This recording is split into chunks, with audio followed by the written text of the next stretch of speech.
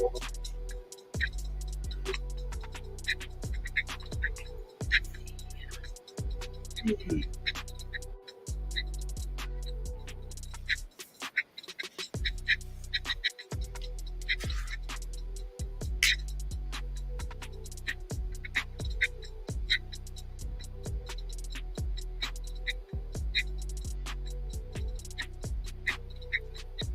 afternoon, everyone.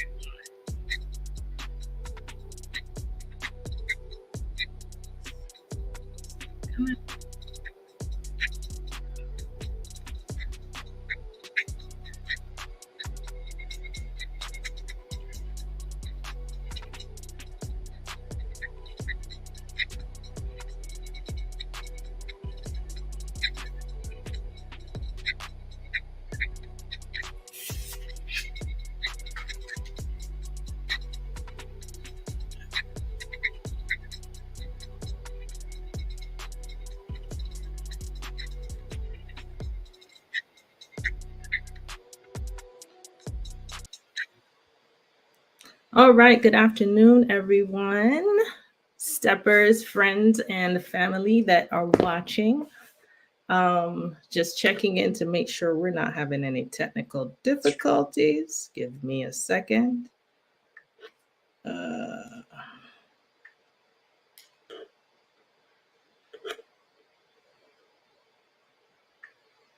Okay. All right, let's see. Something's view on YouTube.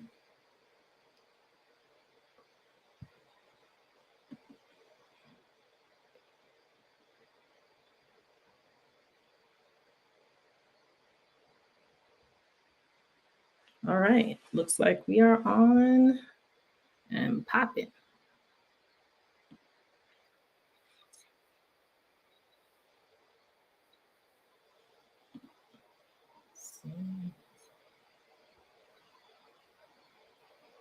We are on. Hi, welcome. For those who have joined us.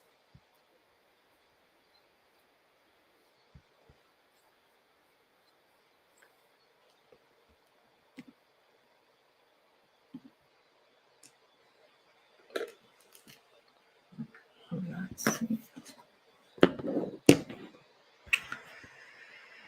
Looks like we have All right, let's just enjoy some music while I check out one other thing that's not.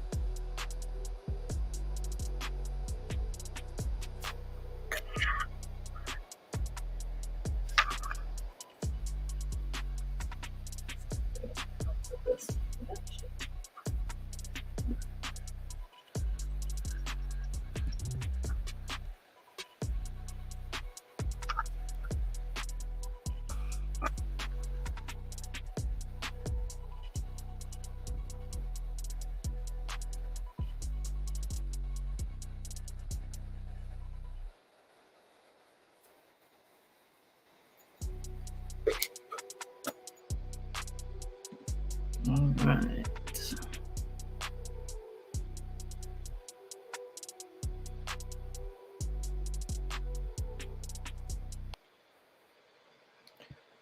All right, everybody. Good afternoon. Thank you for joining me on a Sunday afternoon. We are going to get things underway because we are going to start on time-ish. So first off, thank you everyone for the support so far for We the Hypotheorists. Our first and second episodes were a hit. I've gotten some good feedback and we're trying to up the ante for future episodes. So more to come. Here on We the Hypotheorists, it's all about society thinking. The stepping community is now a society of stepping communities across the nation. So we're trying to start some conversations to talk more about us from a higher and larger level, to see how we embrace the opportunities of us as a dynamic group, how we think bigger, strategically, and how we leverage our diversity and our unity.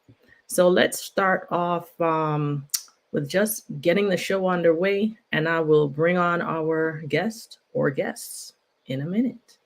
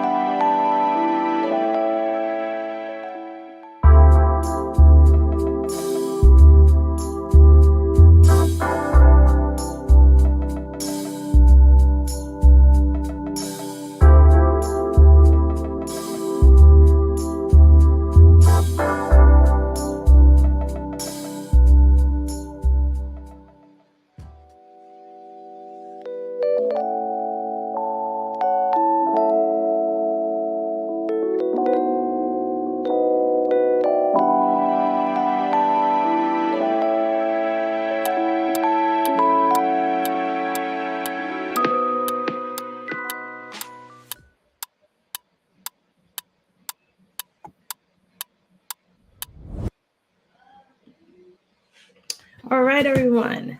So I am still here in Chicago off of Black Cool's 50th birthday party weekend, and I'm hoping my voice survives this conversation. But I am going to start our show off with just explaining the concept behind the topic for today, talking to the brand builders. So, in a few interviews and probably on previous shows here, I've talked about our permissions culture in the Chicago style stepping community, where a lot of times when we are trying to either launch an event, start classes, or become a DJ, where there's a level of I'm going to say permission or attachment to Chicago that you must exemplify to be successful and for people to accept and embrace you. There's a lot of that. And we are in what I call an attention economy, where everyone is trying to get the same audience's attention. And I wanted to talk about the importance of a brand and authenticity of a brand for you to be successful here in what you do. So I wanted to talk to individuals who have had that journey. Myself, I have, but there are two individuals that I look up to in terms of their success, because they came out of the gate not being embraced by everyone, just for different factors, and that will be a part of our conversation. The first person, we know her very well. She has several thousand followers on social media. She is,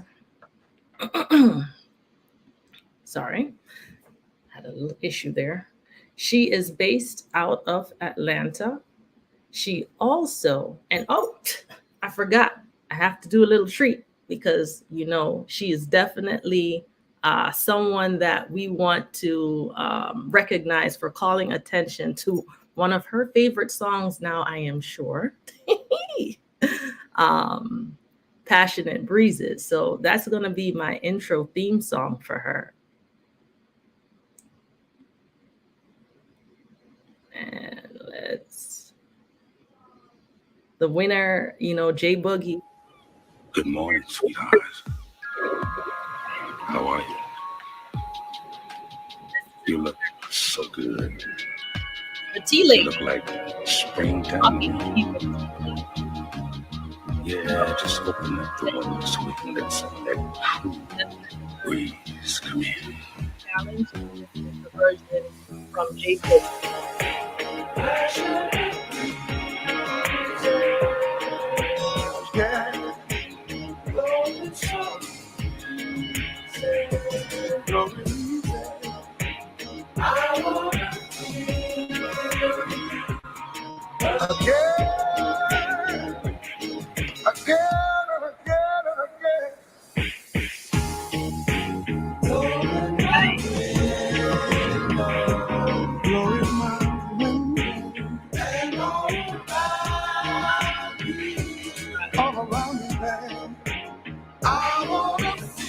right. Before further ado, I do the studio, the tea lady from Talking Tea with Tika. Hi. Hello. Hello. Hello. Hi. What a beautiful intro. Thank you. Oh, good. I was, You're I not. was, I was looking around like, who's she talking about? Me? No. What you talking I do appreciate it. Thank you so much. Thank you. You are welcome. Are you hearing me well? Because you're very low for me. I can hear you Can you hear well. me? Let's Okay. make sure I have all of my That was me. Oh, I'm like, well, Oh, I got my stuff turned up. Okay.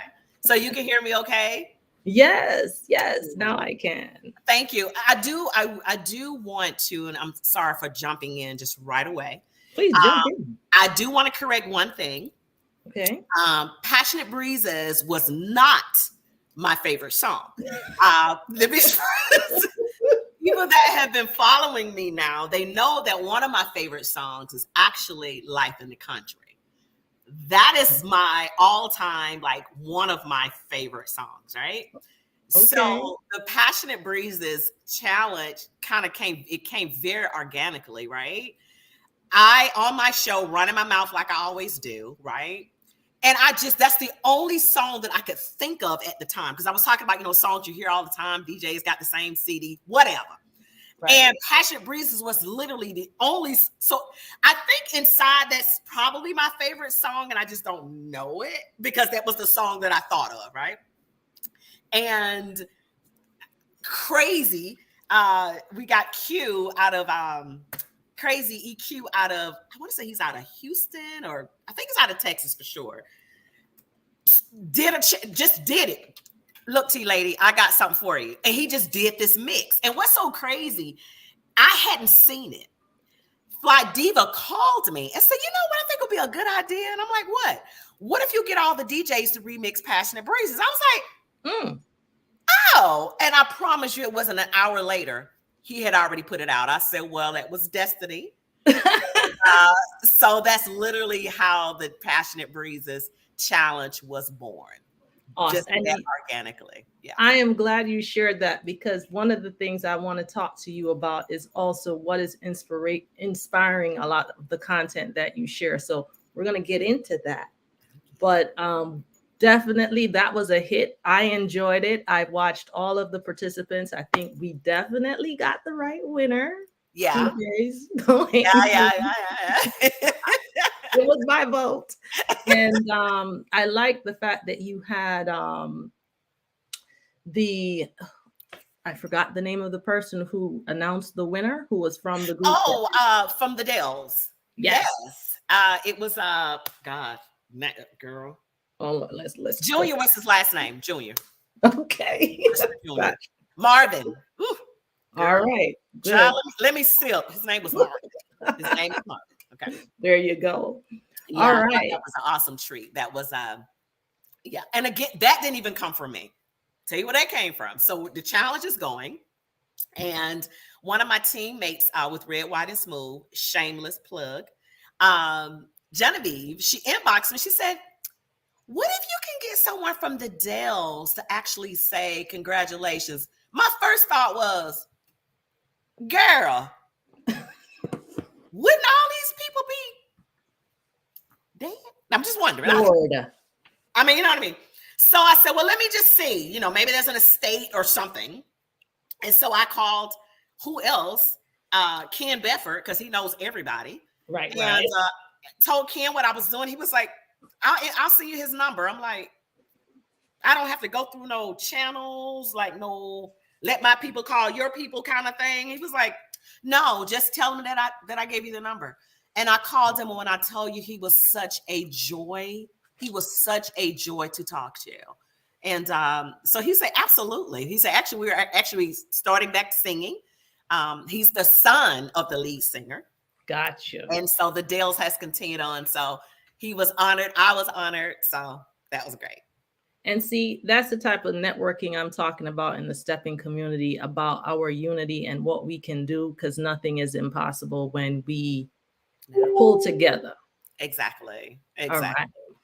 Well, I know that the tea lady is an awesome start to the show, but I also want to bring on another, I'm gonna call notorious brand, who is out of Chicago, but I will share this tidbit about my experience with him because I met him on my first trip to Chicago, and I don't know if he remembers this, but we were at all these after sets on the world's largest weekend, and every time he was kind of like making fun of me, but in a good way. He's like, "This is her first time in Chicago, and she can't stop dancing."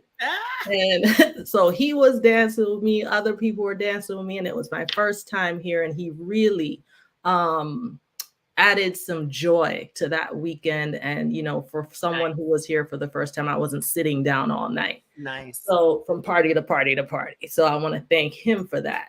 But that's my personal journey so far with him. But also, I'm going to introduce him as, well, first, he is 13 years young in the stepping experience. But the other place you will see him is in Donnie's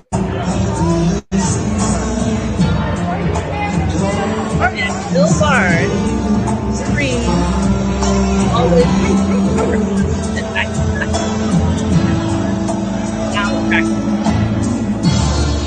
so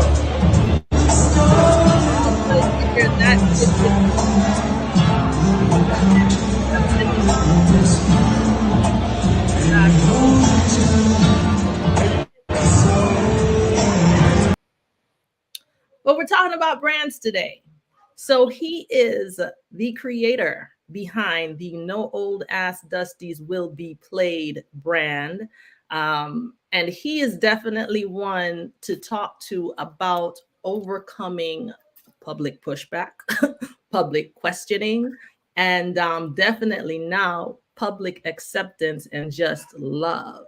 So I want to bring to the studio William Barnes.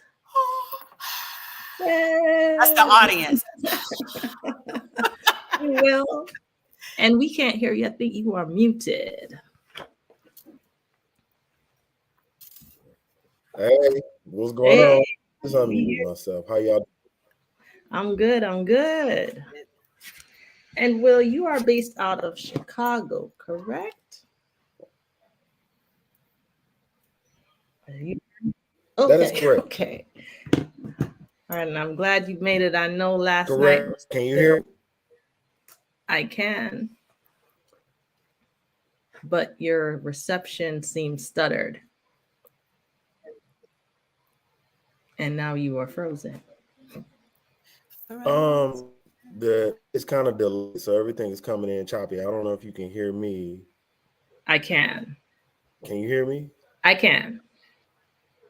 Okay, so that might be my bootleg.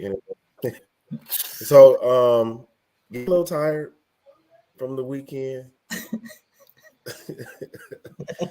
DJ and dancing as I can. So I'm a little tired. I was recovering, G. I just rolled out of bed just for you. I was chilling. I thank you. After last night, I was thinking, I was like, I don't know if I chose the right date for this. Because Black Cool knows how to put on a party that does not let you get to sleep until like 3 o'clock in the morning. Nice. So I want to first, because a lot of our viewers are steppers, I want to first ask, Tika, how were you drawn to stepping? What brought you in the community? I actually saw stepping at this little nightclub called Chit Chats. Now, of course, you don't even have to know what Chit Chat is, but just to hear the title of it, you know it's in the hood, back behind the Popeyes. Okay. And so I saw this couple, and to this day, I don't know I don't know if I circle back around to find out who that couple was, but I saw this couple dancing, and he was like, "Oh, that looks nice," you know. And so I literally just did a Google search. I asked them what it was, and they said Chicago Step, and I did a Google search, and I said, "Okay, let's do it." And Candyman and I started, and he gave up. He was like, "This is crazy. This is for old people." And that's literally what he said. And I said, "Well, I like it." Okay, so I stuck with it a little bit longer than he did, and then eventually he came on in. So it actually, again, organically, I was actually out. You know what I'm saying? And saw it. That's how I got into stepping. And you were sold. Where was Chit Chat? Was it in Atlanta? It is in Atlanta. I'm so sorry. It is in Atlanta. It's on the east side of Atlanta. And so that's kind of where I started. Kind of started with another group, stayed with them for maybe about 3 years or so, until Cheryl saw me and said, "Here's my number." I'm kidding. That's not how it happened. So Cheryl on a cruise and said, "I want to compete one day," and she was like, "Well, come see me." And so I created a lot of the foundation of the dance, of course, to the first company that I was with, but just kind of understanding the dance and trying to get away from numbers so much. I got to give that to Cheryl. And feeling and seeing the dance, that definitely came from Cheryl. Absolutely. Now, I just want your confirmation on this because I don't know if a lot of people know this. Have you competed in the world's largest? Girl, where's my trinket, child? Girl. All right, so there's a little quick story. I did compete in 2015 in the beginners. And this is the story. We actually had won, but let me tell you what we did. Cheryl had no idea we had planned this. This is between me and my partner. We're going to come up with a wow factor. Now, we're brand new in stepping, but we thinking we know what we're doing. I will not say his name because at this point, whatever. And toward the end of our dance, we're killing it. Even Tall Rick says, "Y'all had it." Let me tell you what we did. Girl, he takes off his jacket, puts the jacket on my shoulders like I am James Brown. Baby, when he did that, Tall Rick said everybody did like this, bring them papers, write them back down here. They just got disqualified. Just like that. That's how close it was for me to get the trophy. That was the first time in 15, and I want to say in 18, I walked. Okay. Oh, so you've been in it twice. All right. I'm going to try it again. I'm going to just keep on going up there. It was fun. I liked it. It was fun. Definitely an experience to have. Exactly. Next time I'll try to win. We'll see. Try, win. So, Will, how were you drawn into stepping?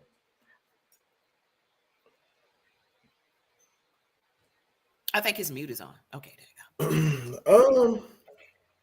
I had a relative that when I moved to Chicago, I had a relative that kind of hung out on the south side and all the bowling halls, and that was basically the dance of choice. Even though they didn't really know what they were doing, they would just say, "Cause you got to fake it till you make it."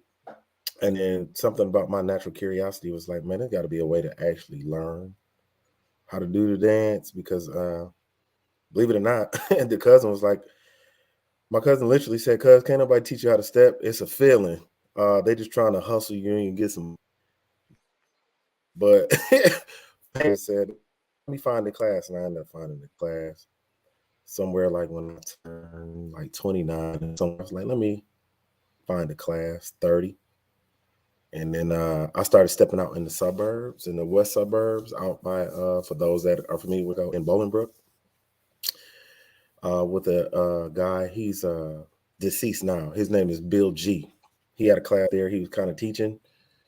And then, that's how I jumped into it. It was just being at the hole in the walls. And it was like, you know what? It's got to be a real way to do the dance instead of just two-step. That's how I did it. And then eventually found somewhere to actually go where they actually knew how to dance, and then when I seen it, I was like, "Oh, this is what it's supposed to look like," and then that was it. All right. Well, I definitely appreciate the fruit of your journey because I enjoy dancing with you, and you have a very different swag. I know a lot of the music you play and listen to is, the new school things, but I see an old school spirit in your moves. Just saying. So, Tika, so let's jump right into, why did you create the brand Talking Tea with Tika? Did you feel there was a need? What were you doing? Again, organically. Okay, so I'm so serious. It literally was not. No. So Facebook Live had just kind of hit the market for us, right? Brand new concept. Okay, everybody's going live. And at the time, there was a guy here named Will that was having an upcoming event coming up that next weekend. I was like, well, let's just do live, literally. And I was shy. Let me first say this. I'm really a shy person. People don't believe me when I say that. I am totally a shy person. I'm so serious. Okay, I'm giving you the face. I know what I said. People are like, what? No. So Will had an event coming up, and I said, okay, well, let me interview him. The interview, we was on live for 2 hours because we started talking about everything that we've been talking about in class, but just talking about different things in the community, right? And it just happened. We just started talking, and during that, I said, well, we're going to do it again next week since everybody liked it. So when I started it, it actually was with Will. He was my co-host. And Talking Tea with Tika, the actual name. So of course, after that show, I said, I got to come up with a name. So let me think about it. I'm an avid tea drinker. My family, so bad for you, but whatever. My family always, the only thing I can bring to family functions is tea. That's a little shade right there, right? I was about to say. I mean, I'm like, okay, for they say, I don't know, baby, you just bring tea. I'm like, oh, okay. So I drink tea. So I was like, okay, well, let's talking. Okay, then it literally rolled off of my lips, right? Talking Tea with Tika. Okay. Nice. And that's literally how the show started. And we'll go deeper into it, but that's literally how the show started. Nice. And I think sometimes the best brands develop organically, or sometimes it's based on a need. Will, I know that you started a lot of conversation on social media, especially during the pandemic. But I want you to tell me what motivated you to create the No Old Ass Dusties Will Be Played brand. I think he's some audio. Okay, there you go. Really? Well, I think your audio is... Okay, can you hear me? Yes. Briefly. And then we don't. And then we see the hats. Right. All about branding. I created it. Maybe have them come out and come back in. I created it simply because I got tired of the music. That's it. Just going out after dancing for like 30 or whatever, being however old I am in the dance. Because we do go out,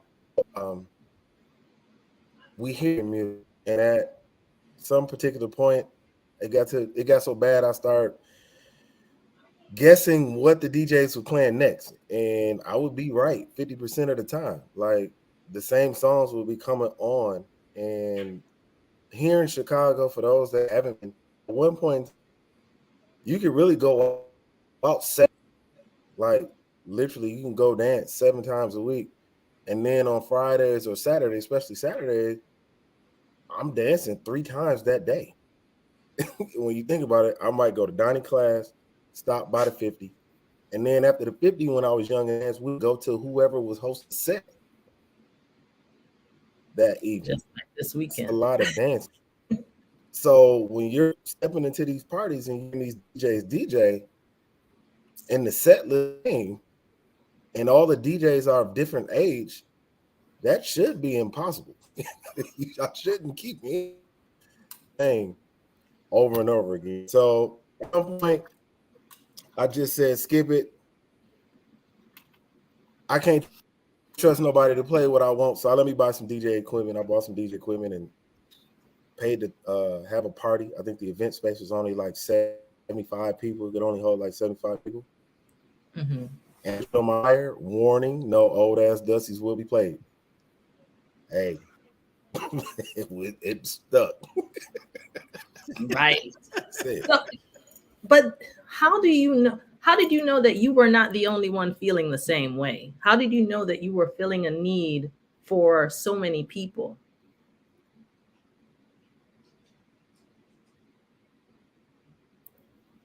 So I think it kind of went out, but I think you said how the person that didn't want to hear. How did you know that there were other people that felt the same way?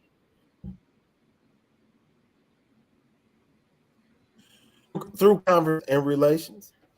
You got to think, when I first started coming on the scene, I'll say this: I first came to the Heritage Ball in 2011. Country fans, and I know in Chicago, you hanging out, you coming across individuals again. Oh my God. And then when we leave, we're having conversations via text message or phone conversations, or we're gathering at somebody's house playing what we want to play and wishing that we could go outside and hear what we want to hear. So I knew there were folks out there here. And then, to tell the truth, Sonji, when I first did the first party, I didn't care if it was 10 people. But I wanted to dance to something different. When I did the very first one in 2019, I didn't make something about it. I did a private, smaller party. Folks wouldn't want to come in town for this event, so it was really just, hey, friends, people I know that I know. This is what I'm doing. And this word spread me saying, hey, bro, if you let us, we'll come hear the music because we tired too. And so it was like when they found out I had the first one, folks kind of were, fake mad. Bro, why didn't you let us know? Hey, to start making the announcement. I wanted to travel on to Chicago just to hear what one.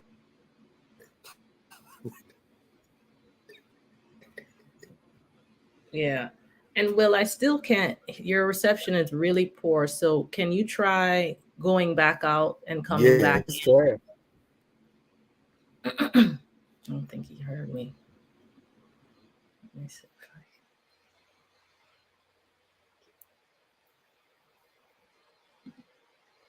All right. Hey, and I see Sam is on. Hey, Sam Long. How are you? Yes, it's the ladies. All right. Well, while we're waiting on Will, let me ask you, Tika, what does the term influencer mean to you? Because I think from your following on social media, we just witnessed it with Passionate Breezes. You know, how many people got involved and wanted to be a part of it and how many people voted. What does influencer mean to you? And do you think you are an influencer? That's a loaded question, right? Mhm.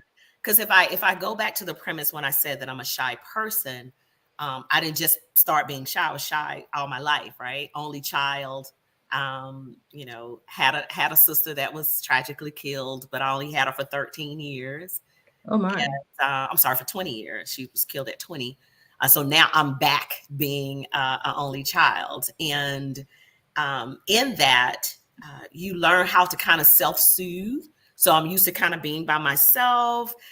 People knew me. I didn't know them because I was just so shy. I was just so, So when I started this and I noticed how it started to, and it's so much we can uncover, but as of late, we'll say in the last couple of years, I noticed the brand kind of sprouted even more.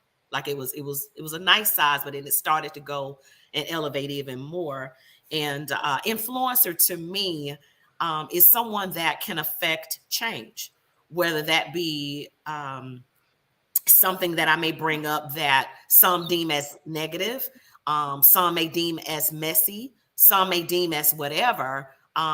But when you're able to talk about something and hopefully get some change to happen, I think that's an influencer. And I think that's what I've been able to do in a lot of situations. You'll be surprised some of the things I talked about years ago that people still come to me and say, well, I remember when you said, let's go to the sweat rag, when men are dancing with a sweat rag, you know what I mean? So, I mean, you'll be surprised how many men have said, you know what? I got me several, and I changed my shirt. I got extra shirts outside just because it was something. Now, I'm sure I'm not the only person that said it. I'm not taking that credit, but because I've said it on the show a lot, I literally, men are coming and say, I know, because that's so nasty. And so when you see stuff like that happen, that's all good.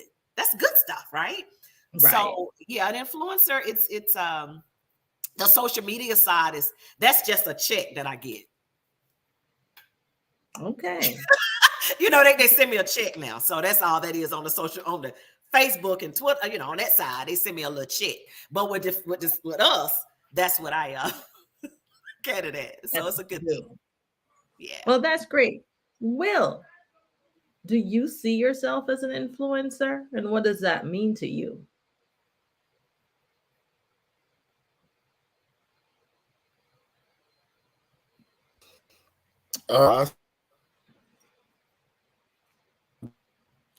Music that I like to hear. Other than somebody that wants to have a good time and can sit at a party without trying to dig his brains out because I'm tired of hearing the same music. So I'm not an influencer. I'm just a dude having a good time. That's all I am. Okay. DJ playlist. You I do want to mention. And I'm not a DJ. I'm not a DJ. I am not a DJ. Let's clear that up real quick. I keep hearing that, but now you are at the Family Dead Weekly. What is DJ? I can't trust none of these DJs to play what I want to hear. Clear it up until I find one.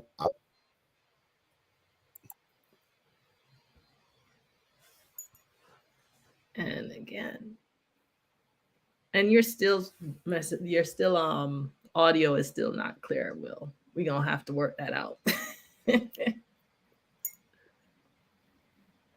still choppy. A little bit. It's still choppy. It comes in and out. Like I hear your first 3 words and then boom, you're out. I'm sorry, Sanji. Computers don't want to work with us today. They don't want us to be strong, but I don't know what's going on with the screen. All right. Well, let's see. We will work through it. So I talked earlier about the permissions culture, and that term I used to coin really like a level of acceptance and appreciation from the Chicago community, especially that, you know, anyone trying to start a set, start classes, become a DJ, you can do it without Chicago's consent and without an attachment to Chicago, but your journey is going to be a bit longer and harder from the examples I've seen. Do you agree with any of that? And do you think that there is a level of authority that you need to have to start your brand, regardless of what it is? Tika. I don't like the word authority, right? Because we would have done it anyway, I think. However, I was Chicago stepping, right? So even when I did the first interview with Will, we were talking about Chicago stepping. So that already kind of was in that same vein of it. But I will say, early on, the majority of my interviews that I did were all Chicago folks, like the legends, the old whatever. That's all it was. People names I had never even heard of, didn't even know, because I was new. And Cheryl was a big part of that. Cheryl, Joanne Kane, Dimples, all these people were huge in helping me to facilitate some of those interviews that I did early on. because again, I didn't know these people and they all were from Chicago. So there is some truth in that. That if you're going to talk about Chicago stepping, you do need to have some thumbs up, if you will, or some folks kind of in your corner, kind of helping you kind of push the narrative that you're trying to get out. So yeah, I would have to agree with that part. That you're trying to get out. So yeah. Okay. Will, what are your thoughts on that? Because I know, yeah, let me just hear your thoughts on that before I preface it with anything. Like, what is the level of authority you believe you need to have to? I'm from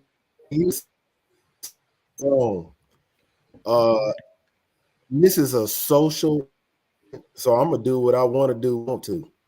I don't need stamps from people from Chicago that came before me to do nothing. So being an MC, I'm going to do exactly what I want to and build a base from there. I don't, because everybody doesn't have the same thought process. I don't need their validation to do nothing. I started teaching at 5 years old. I started teaching in the suburbs. I didn't go around asking the people from Chicago, is it up for me to teach this dance? I just stopped. And I didn't go around asking people DJ. I just did. Not one here to ask for permission. I'm not here for hand holding. There ain't no mafia in this. Do it out. I won't. And if it fails because no, my message, that's fine. I'm willing to deal with that as long as I did it my way. Strongly said. Do you think that you come from that angle because you are in Chicago? Like, do you think that someone outside of Chicago could achieve what you have? Let's put it that way. Yeah, period. I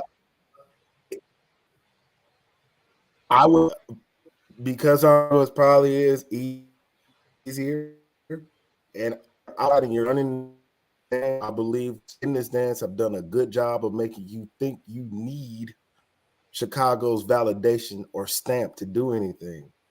Even when you look at pieces popping up outside of Chicago, the several ones usually have a gent on flyer. And then they go get the popular dancers from Chicago. Folks believe it's the way. Like, you need to bring folks from Tea Party, and then other folks. I can folks on the outside in feel like they have to follow that model and do those things. I hear boots on the ground. Relationships I can establish. My peers don't need validation from people. I hear you. Half of the people I don't even want to come to my party know it. Okay. Get all my stuff going. No, but you know what? Because I remember when I inboxed you, Will, because of I laugh when you say that because of when I inboxed you about your microscopic writing on your flyers. I was like, does that mean for the location in particular? Does that mean if you can't read this, you are too old to be in this party? Because that's the message I took from it. Honey. Ain't read it, you can't come. You gotta put your hey, and I can't really even look, but I got reading glasses now. Okay. That part. Oh, I got reading glasses now, so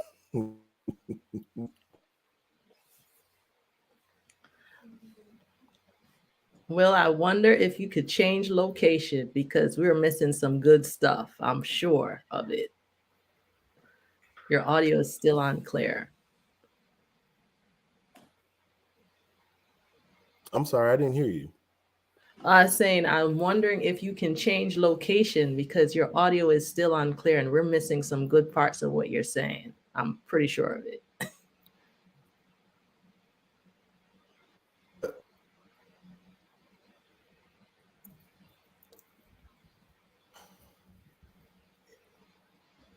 Yeah, I try to mop the basement and go upstairs. I'm sorry. Please. All right, when he gets back. All right, so Tika, yeah. I want to ask you this because I'm going to tell you, I'm going to be honest. There have been a lot of feathers ruffled by some of your shows. And, you know, I even, what did I pull up a couple of weeks ago? And it says, if you're not thin-skinned, but if you're an emotional person or your feelings get hurt easily, this is not the show for you.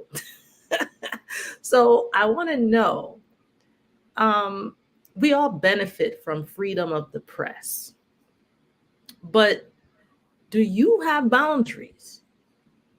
And what are they, if you do? Well, of course, I do have boundaries. And I utilize them, believe it or not. There's been a lot of things I've wanted to say. And if people have followed me for a while, I'll literally say that. Like, oh, I want to say this, but no. Or my management will, we have like code words, like anytime.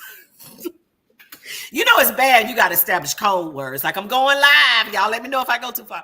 So, so my sugar babies, my T team, when I go live, I have several people that are live and looking at what I'm saying, and they'll send in a little code words, and some people start to pick up on the code words. So we had to kind of change it up. And so I'll kind of change my direction and where I am going. One of my major boundaries that I do still do to this day is if I'm talking about a particular thing that happened, right? I stay away from a name. Very rarely will I say a name unless it's somebody I know that I'm really cool with. Like, they ain't gonna have no problem with this. Like, okay, if I say I dance with whoever, they ain't got, whatever. So I typically stay away from a name. However, in this business, I've noticed that people will inject themselves in it. And I never even said a name. So you'll be just like people may be shocked with some of the things that I have said. I have been shocked with some of the things people said I said and I didn't. I'm like, I didn't say that, so it kind of goes both ways. And I'm gonna be honest with you, Sanji, I actually premise my show on, I'm saying the things that you're saying at your table. Like, if I'm at a set and the floor is horrible or it's hot or whatever, I can't fix it gossiping with you, because that's what it is. I need to go to the promoter and say, listen, I've been here 2-3 years in a row, and every time I come, it's hot, or the floors are bad, or it's no water, or whatever, the hotel sucks, whatever the case may be. And hopefully that actual promoter will affect change, do something to try to better the set. Unfortunately, anytime you tend to talk about things that kind of rub against the grain, I'm going to be the heavy. I'm used to it now. I used to cry. I'm going to be honest. I used to get off my I'm serious. I used to get off my shows and cry like, but I wanted to say it, but it's so true, and just whatever. So after a while, my mom intervened, and she said, let me tell you something. A lot of people that I know, I'm a PK kid too. She was like, let me tell you something.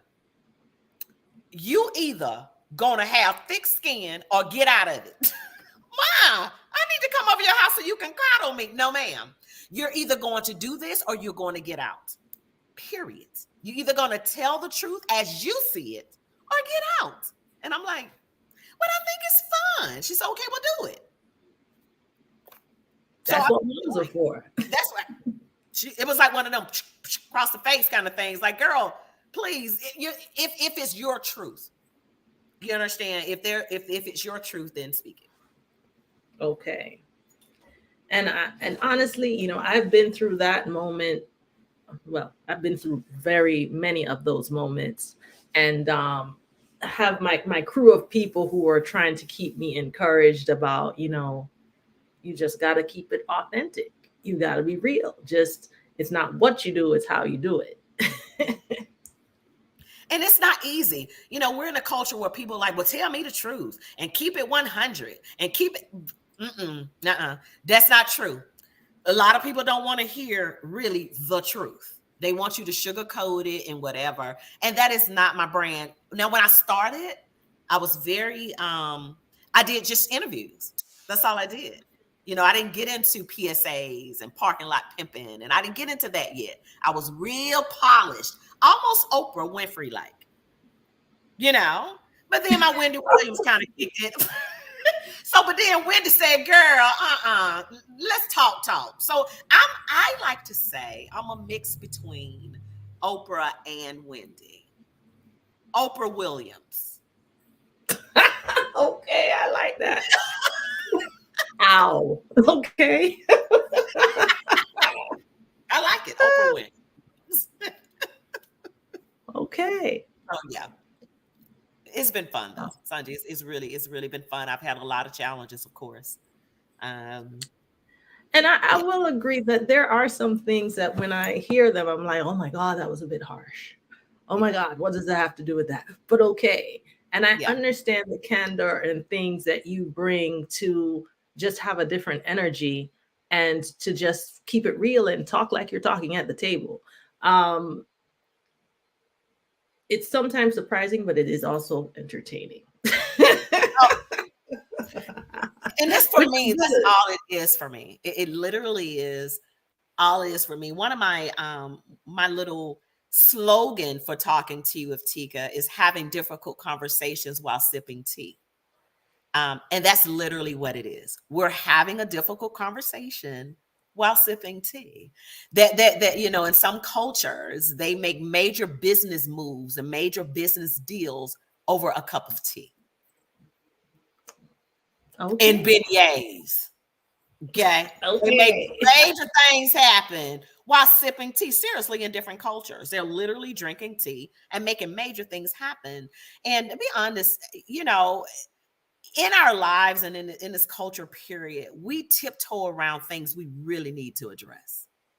Like my thing is, if you address it, maybe it can affect change.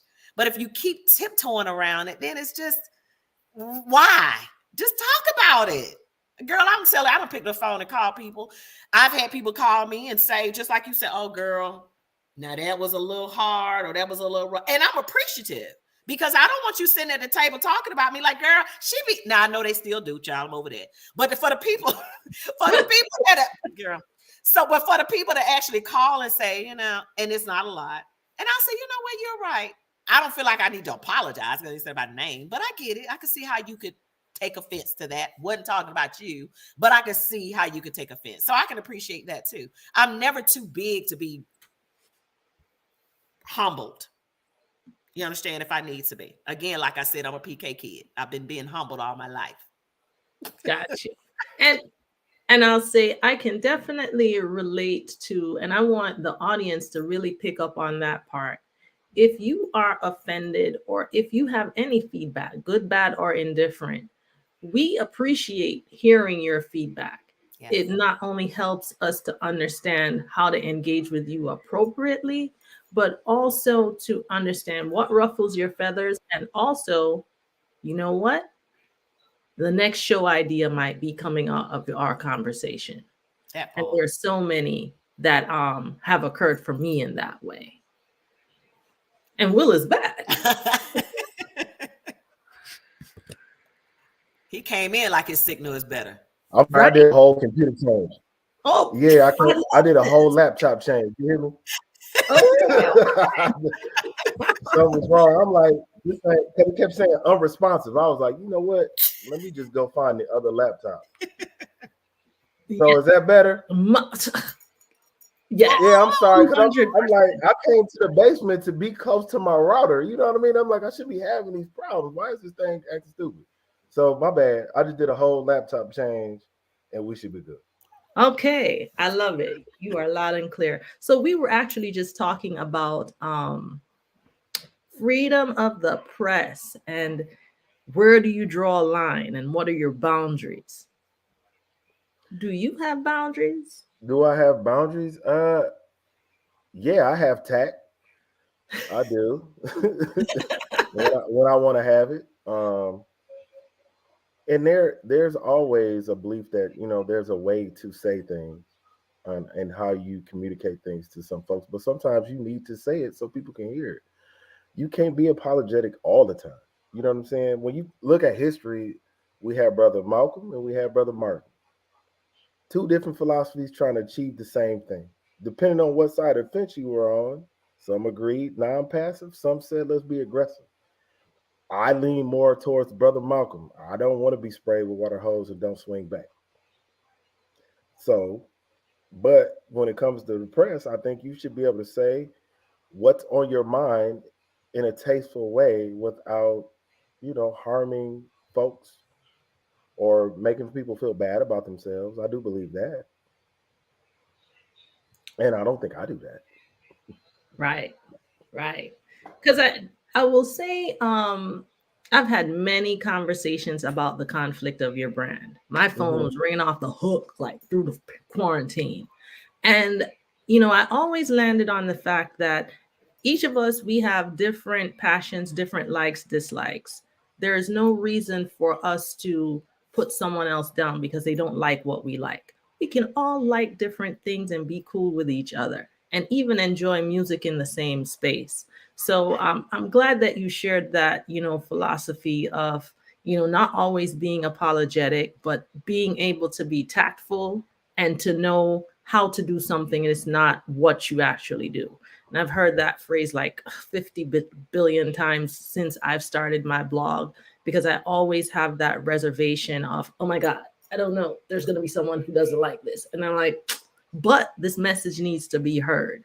And there are, some things that I've purposely not talked about on my blog, but I had the conversation even yesterday. And I said, the only way to get to the truth is by starting the conversation. And if you said the wrong thing, someone will come and say something and it unveils what's really going on.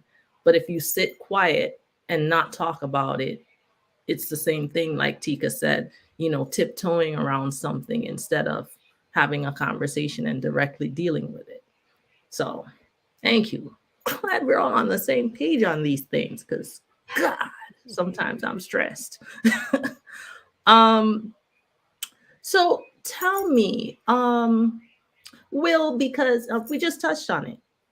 How do you feel about some people's reaction to your brand and what it stands for? I actually thought it was funny.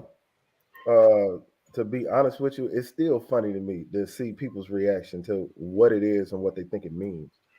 I think one of things that pop out the most to me is when when they say the phrase "No old ass Dussies will be played." I thought it was actually kind of funny how folks made it about a person or a group of people versus actually reading it for what it is. The term Dusties does not apply to a person or a group of people. It literally slang or describes old music. But so when they heard the term, it was just like, oh, you talking about us. Wait a minute, sir, ma'am. What about this sentence? No old ass Dusties will be played says that I am talking about you, senior. It doesn't. So I think that was one of the interesting things as far as like a brand goes, like how people receive the message. And once and then because it was negative, Sonji, and everybody was up in arms, it spread like wildfire. Mm-hmm. They couldn't stop talking about it. And the sad thing is, it just started taking a life of its own. Oh, he talking about us. That's what's wrong with they always disrespect. But at ma'am or sir, at no point did I say I couldn't stand older dancers or didn't like the music. I just said it wasn't gonna be played at this here party.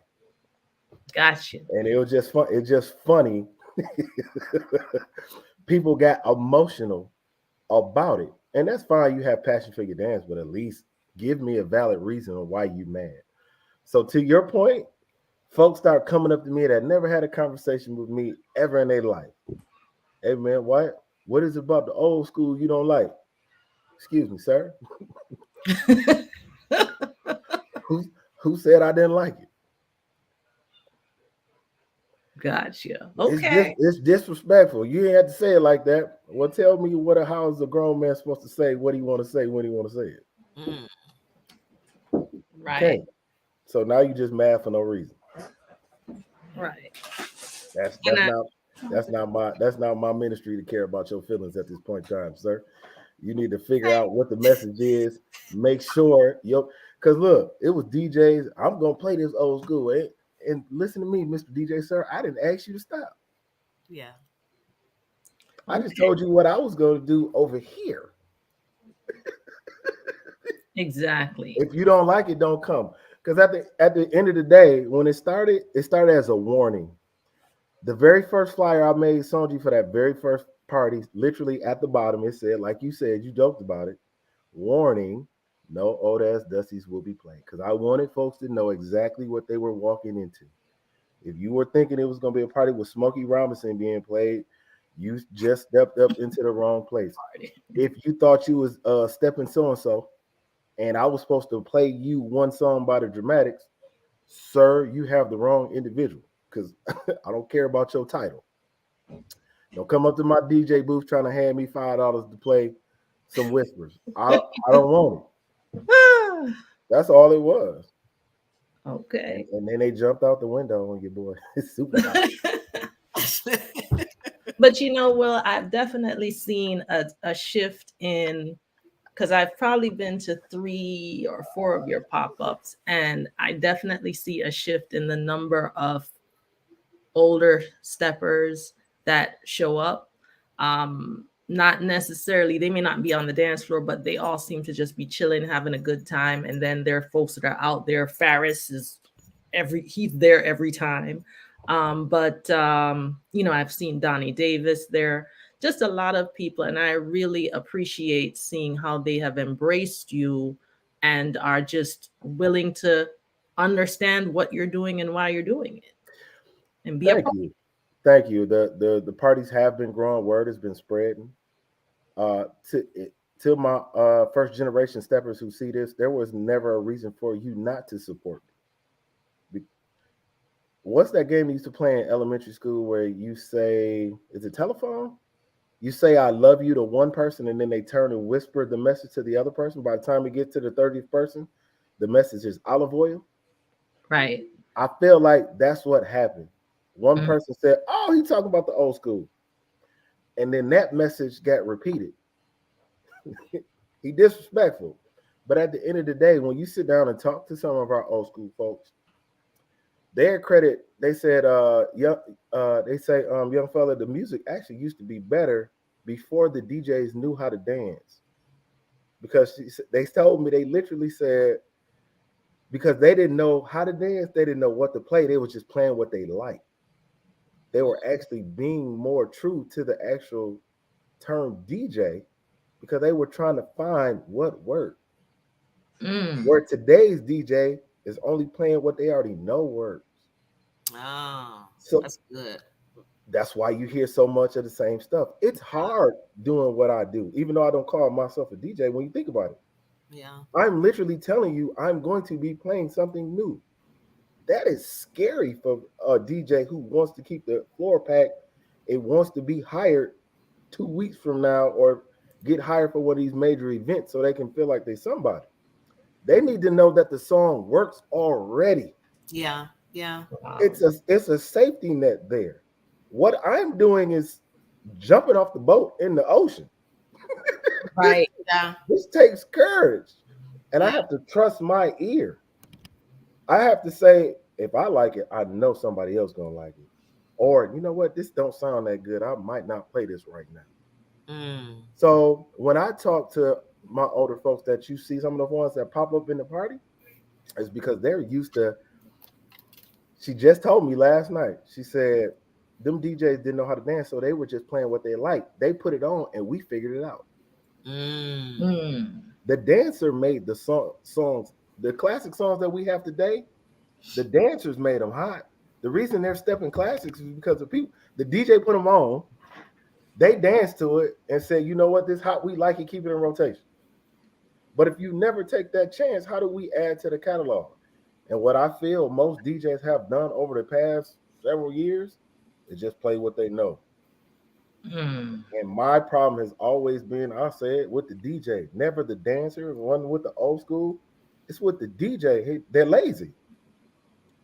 We've been there. All of us on this call have been dancing long enough that we can literally DJ a party for at least 2 hours because we already know what's classic. Yeah. We know we can put on Passionate Breezes when we can put it on, and we know. Talk to you, Tika. Please don't, please. Talk to you. Don't talk about it. Fantastic marketing tool. I applauded you. I said genius. Thank you.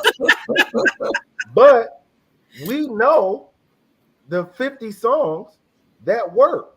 Yeah. So if you're an experienced DJ and you know the 50 songs that work, why you can't play 2 that you don't know might not work? Right. That ain't even a lot. Mm. Just to break up the monotony. Yeah.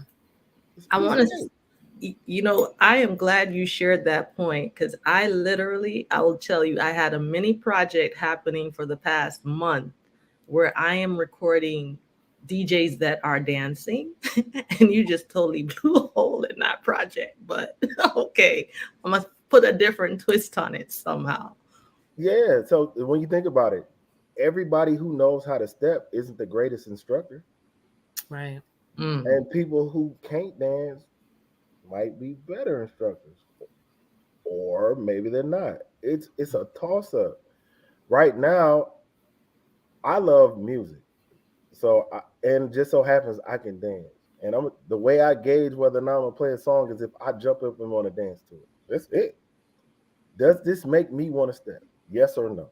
Mm-hmm. No, I don't play it. Yes, it gets played. Right. That's it. And then I hate mixes and I hate fast songs. Like another reason I'll start DJing is because a lot of people when they say new school, they start equating new school to fast. Yeah. Yeah. It's Yeah. irritating to me. I'm like, no, I don't mean fast, and you don't have to give me a mix that's 95 beats a minute. That's James Brown speed, Which is not new school. They're right. That give me more in the 80 beats a minute, the smooth stuff. And there's a lot of music out there that just wasn't being played because the DJs just assumed it had to be fast. So when you come to my party, it's probably surprisingly slower than what you probably thought it was going to be. It's not rah, rah, rah, rah, rah. I'm not no limiting you to death with Master P. Right. The man right here, retired that one. There's more songs on the No Limit label than just Mystical, the man right here. You can retire that one. And only till that's going to become a challenge. Watch. I'm kidding. Man, listen. Hey, well, tell them DJ your party without playing Trillville some cut too. You retire that one too. Oh, so that was always my problem with the DJs. I don't want to. Yeah. Once they hold on to something, everybody figure out it works. Guess what? All the DJs will do. Play it to the same music. They're gonna play it till you get tired of it. To death. So when you hear me play, I'm going out of my way to make. You're gonna hear some stuff that I'll probably repeat it, but you can't tell me you ain't gonna hear something that you like. Dang. Yep, my Shazam is on fleek when you're DJing. You should hear some type of ear candy throughout the evening to be like, dang. Last Friday, I played Mary J. Blige. Take Me. Is it called Take Me? Take Me As I Am. It got a beat that Jay-Z used behind it. Yeah. Please take me as I am. Come on. I ain't heard it, and I've been dancing for 13 years. So when you come here, that's Dusty's Will Be Played. Please don't get it confused. I'm 44. My music is damn near 30 years old. I was just getting ready to say that. Like, right. I'm old enough to be somebody's granddaddy. Period. Right. I'm old enough to have a 22-year-old and a 1-year-old grandbaby. Right. So we can't keep listening to our great grandparents' music. You know what I'm saying? The people that our first generation are great. They're great grandparents. We're grandparents. And my music is 30 years old, and I deserve to have my music played. And most DJs are lazy. They just keep playing what works. And now that I am a fake DJ, I get privileged to the DJ circuit on how they be calling and sending text messages to each other when they hear somebody play something. Hey, bro, I seen a video on you playing this song. What was it? And my message to you, no, sir, go find you a better one. It's called diversity. For those in the working force, it's called diversity and inclusion. It's okay not to be the same. Right. It's okay. But a little bit of caveat to that though, because I did a little show about it, is a lot of the promoters though are telling these DJs what to play and not to play. So it kind of puts the handcuffs on them too. Yeah. Hey, and I appreciate you. I appreciate you as a promoter being upfront and demanding what you want for your product. That's quite okay. See, just like he put the handcuffs, don't play no new stuff in my party. Somebody should be having a party saying we ain't playing no old stuff in this one. Come if you tired of that, come to this one. But you gotta gauge your market. Yeah. Right. You have to gauge your market. And what I see people not doing is they don't really realize the work that's been put in to make the parties here that I've been having look like they're successful.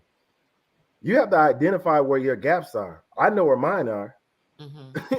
I am fortunate enough to be in the Mecca, so I know there are folks that came before me that are either my age or still younger than me that's been dancing longer than me that don't come outside. For example, my girlfriend is 37. She started stepping at 16. Oh, wow. Right. Because she started coming to classes with her mom. Wow. So we have a lot of that here than probably any other place. So when it's the Mecca, the levels is like this. We might be at the 50 dancing with the mom, turn around and be dancing with the daughter. Wow. So yeah, that dynamic is there. So I have to take that into account. So how do I get these people out? And then we have folks that were dancing when I first started that were dancing 4 or 5 years before me. They didn't stop coming out. So how do you get those people out? So I know where the people are and who I have to tap to try to get to. In the smaller markets, you got to check the temperature of the water. Right. You can't jump out there and say no old ass dance is being played when 90% of the party at every party you throw is old school. Right. You got to come up with a different concept of how to blend and weave to get the music you want played. And I would suggest start small. I'm gonna throw this out here because me and Kevin keep ideas. You need to start doing like a little boutique type thing. Start with 50 people. Let that be your goal. Find you a little small, little sexy club and call it something R&B boutique, something chic, ear candy, blah, blah, blah, blah, where your DJ now is expected to be free. If you find something new, play it. Get the sexy vibe. But you can't jump out there trying to do a 3-day weekend and talking about, no, this is going to be played when you need those older folks to buy them tickets. Right. So I have a question though, because you just talked about knowing your gaps. Tika, if you can tell me, what do you see as the success factors behind your brand? What were the gaps you filled that you feel helped build your success? And I hate to say that, I don't think I was being my authentic self when I first started. You know what I mean? By doing interviews and all that, it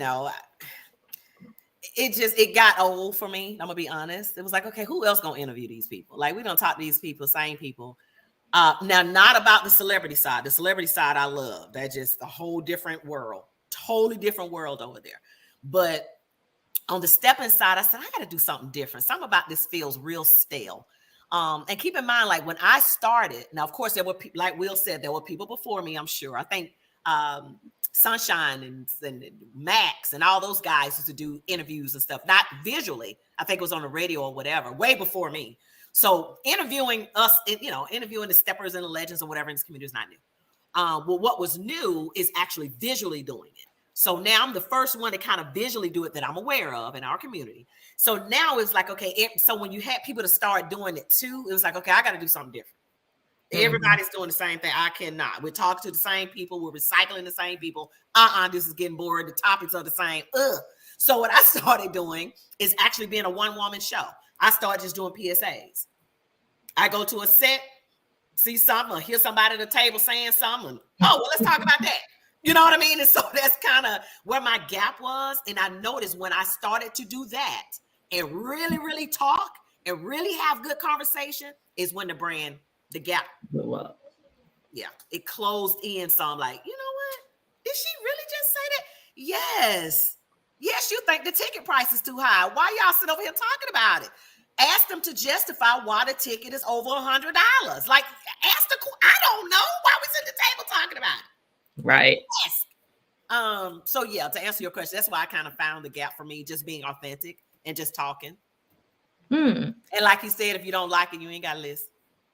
Exactly. Exactly. So in the same vein, how, you realized about yourself that you weren't being your authentic self, what else has the success of your brand taught you about you and the stepping community?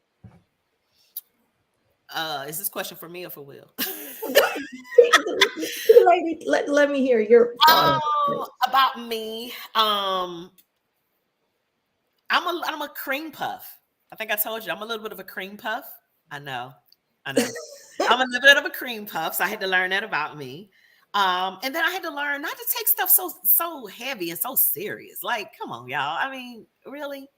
The community itself can be treacherous, but there's a lot of love in this community. I will say that there's a lot of love in this community, and I've developed fantastic, I feel, long life for the rest of my life relationships, i.e. the sugar babies. Those are my girls, and I met them through stepping.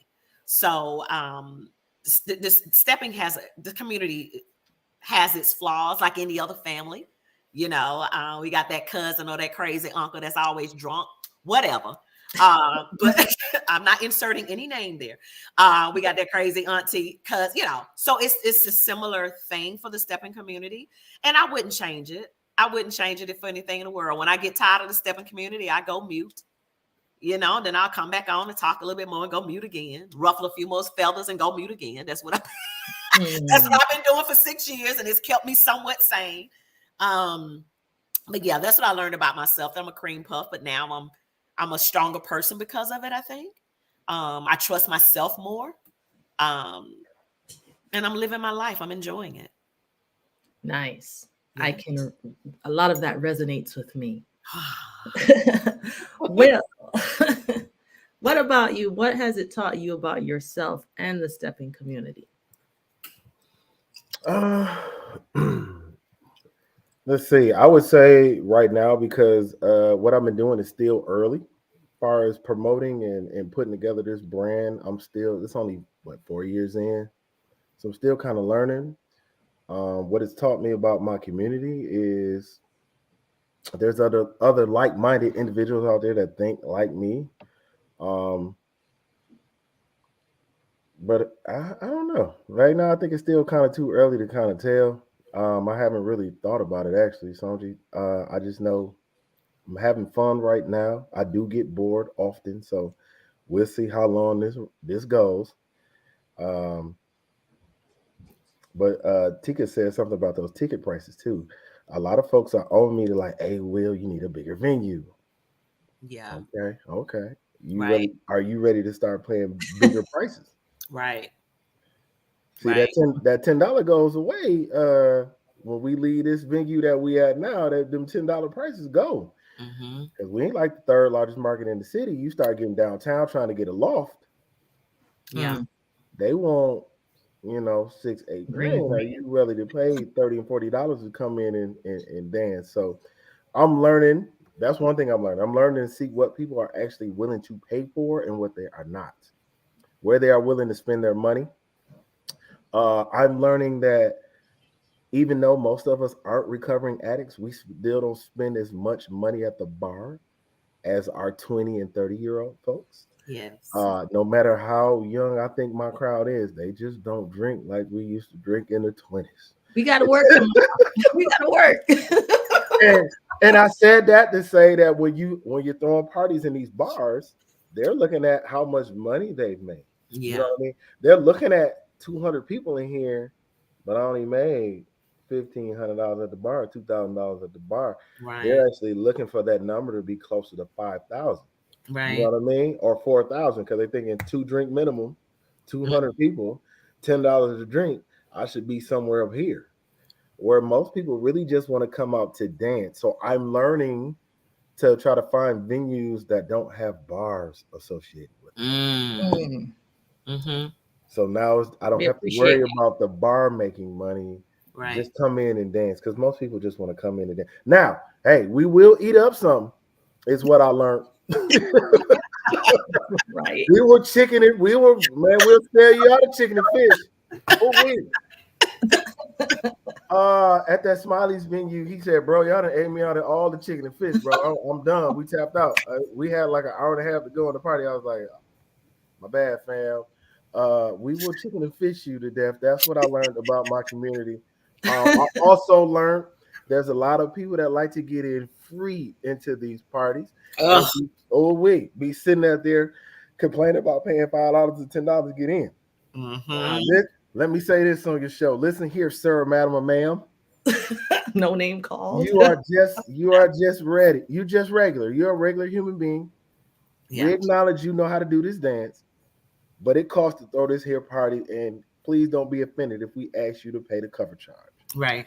Mike Black Cool just ran into it Friday. Somebody, I thought I put enough work in the game. I didn't think I had to pay. Y'all need to cut it out. We grown. I done a show about that too. We grown. You see what I'm saying? Yeah, we grown. That was just Friday. This man's birthday going on. He just stopped this whole party to say, "Listen here, ma'am, madam, or sir, we grown. If you can't afford to pay the $15 and you ain't want to pay the $15, I give you $20 to leave." Well, Wow. So that stuff I'm learning about our community is people think they somebody. A lot of people think they should get in free. A lot of people do all this stuff that just don't matter, sir. We trying to move into nice event spaces. We don't always want to be in the hole in the wall or the restaurant that look like the walls need painting. We want to be in nice venues so we could use our dance as especially me. So there's two folds to what I'm doing. It's just not the music I'm playing. I'm trying to get the professionals and the younger core out. So when we move into these spaces and people are around that don't dance, they can see themselves and actually be intrigued to want to come dance. nice. Right. But I can't keep doing that in hole in the walls. You know, Right. you want to move to nicer venues. So now, if you do step, you can invite your non-stepping friend out, and you can guarantee that my music won't put him to sleep, Right. and the venue feels safe. Yes. We got a lot of bougie black people in the world. They don't always want to come to the hood. Absolutely. Right. Can I say that? Absolutely. Preach. We got friends out here that are think they upper echelon and they just don't want to come down here to where we are all the time because they think it's too hood, too ghetto. It's not only that, because I'll tell you, and I've shared this a few times on different interviews, that there are some people, especially that are not from Chicago. Like, I'm not from Chicago, but a lot of people who want to visit, they hear about the neighborhoods like that the 50-yard line or the Grand Ballroom is in, and they don't want to come unless it's a big event like where Pete is at the Tinley Convention Center. And they expressed that. Like, my first trip coming here, everyone's like, "Oh my God, you're going by yourself? Are you okay?" So there's a lot of fear, and definitely the destination is important in terms of where you host people, especially when they're not here and acclimated to the city. Yes, ma'am. I would agree. And you are right. Err on the side of caution because the Grand Ballroom is 2 blocks over from O Block. If anybody know what that is. You are. I have no idea. What is the that's for the youngins that be rapping. They always hollering O Block, all that drill music stuff. Like 3 or 4 streets over is literally O Block. So you're in the Grand Ballroom is in one of those neighborhoods where things couldn't happen. They typically don't. If you ever been to the Grand Ballroom, you see the city put new street lighting up. That street lighting is some of the brightest street lights you have ever seen on the street, and that is why, because of the neighborhood it's in. Those are special LED lights just for that community. So, but to say location is important because those areas in Chicago are rough. They're like you have to be on guard. And tips: park on the main street, stay off the side streets. And if you're a woman or a man, go in twos because you don't know what can happen. People have been mugged at the 50. Cars have been broken into after 50. When Mr. G's was open, my little sister got robbed, but she parked down a side street in the neighborhood. So yes, the concern is valid. But to move into those spaces where you got nice locations and these downtown Chicago's and these, because we got venues here, but them venues cost. So are Right. you willing to pay the premium for those nice spaces? And I think I'm learning some folks do, some don't. And for me, one of my gaps that I identified is like everybody, there's always a men shortage. There's always women come out In droves. don't they? So now if I start changing these locations to downtown Chicago where ain't no parking, and I'm about to charge you $40 to get in, and I already got a man shortage, and they know they can go to the 50 for free, park for free. You know what I mean? I'm like, am I shooting myself in the foot? And am I doing my women a disservice because I'm now creating an event that's going to detract men from coming? Another factor that they just said, I don't feel like going up there dealing with all that. It's a lot that goes into it. Yeah. So there's definitely a lot of logistics and things to think of. And sometimes you learn that along the journey. I do want to talk, Tika, to you about what are some of the rough parts of your journey? Are there any regrets? And how did you overcome or bypass them other than your mom getting involved? Right. Regrets. I don't want this to sound funny, but no, I don't have any regrets.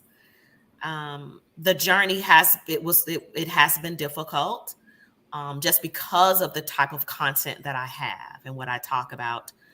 So it has been rough. I can go to a set and I can see the side eyes.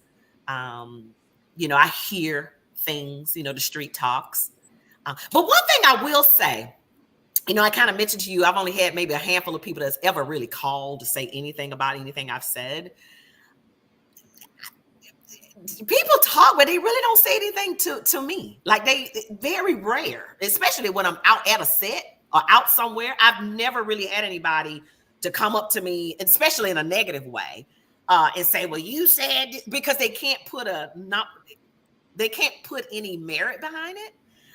Because I never said them particularly, so I don't think people really take that on. But that's kind of the hardest part, just because I like people. I'm an Aquarian. I love people. And so when I hear or I, sense that people may not like me, that it bothers me sometimes. So that's kind of the hardest part of the brand. But I know what the end goal is for what I do. And I'm gonna be honest, I want to get more, and I'm getting more into the entertainment market here in Atlanta, doing red carpets and things like that. And I really think in the last couple of years, and I don't want to be too spiritual, but I think God was preparing me for where I'm going next, because I'm not going to always, everybody's not going to agree with me, and I got to be okay with that. At first I wasn't, you know what I mean? It's like, oh, they don't like me. Oh my God. I had to get over that. And it was hard. I think out of the 6 years I've been doing it, last year was my hardest year. And I'll leave that right there. Last year was my most difficult year. But I thank God for my husband.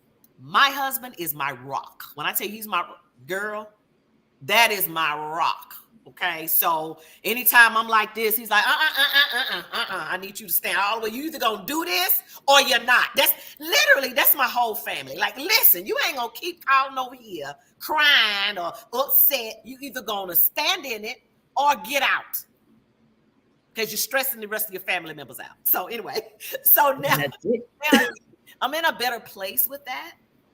So yeah, but building a brand, listen, if you're listening to this show, building a brand is not easy. I don't care if you're trying to build a cake brand, selling cookies. Somebody's gonna think your cupcakes is dry. They gonna think that your recipe is not authentic. They gonna say, oh, she don't use real eggs. She use cow eggs. I don't even think cows got eggs, but they gonna rely on your cupcakes. You understand what I'm saying? But if you feel that your cow eggs taste fantastic in your cupcakes, keep making your cupcakes, because believe in your brand. Somebody eventually, a steady knock breaks a rock. I think that's right. Is that right? Did I say it right? It sounds right. Sounds right. Keep pushing forward. Whatever it is, keep pushing forward and make sure it is really what God wants you to do. I totally feel that William Barnes needs to have branches. He needs to have an Atlanta branch, a Florida branch. Like it needs to be like, I'm just saying, because there are some DJs, i.e. my husband, he want to play new stuff, and these people in Atlanta ain't really ready for it yet. So, hey. So I would say, because I've been, as soon as we started throwing parties and they caught on, folks have always requested to come bring me out. Will come to California, Will come to Atlanta, come to Detroit. Yeah. Some of the markets, man, y'all got to test the water and kind of see. Because listen, I'm gonna be honest. I don't like playing for a room full of old people because they just won't get it. Part of the allure and part of the energy that you have at the No Old Ass Dusty party is the message did so much. They couldn't stand the message so much that they stayed away. So now I got a room full of my peers. So now when I play music that we grew up with, if I put on, what's a good example? That Mary J. If I play something from everybody like Mary, but if I play something from my childhood like Monica, With You from her first CD, people who 60 is not gonna hit the same as if you in your 50s and your 40s, right? And the majority of the people in my party are around that age, so now I can play for my peers, and the energy goes to another level.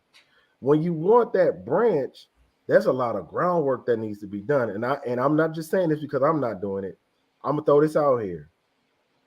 In Chicago, we need to figure out how to get the men out.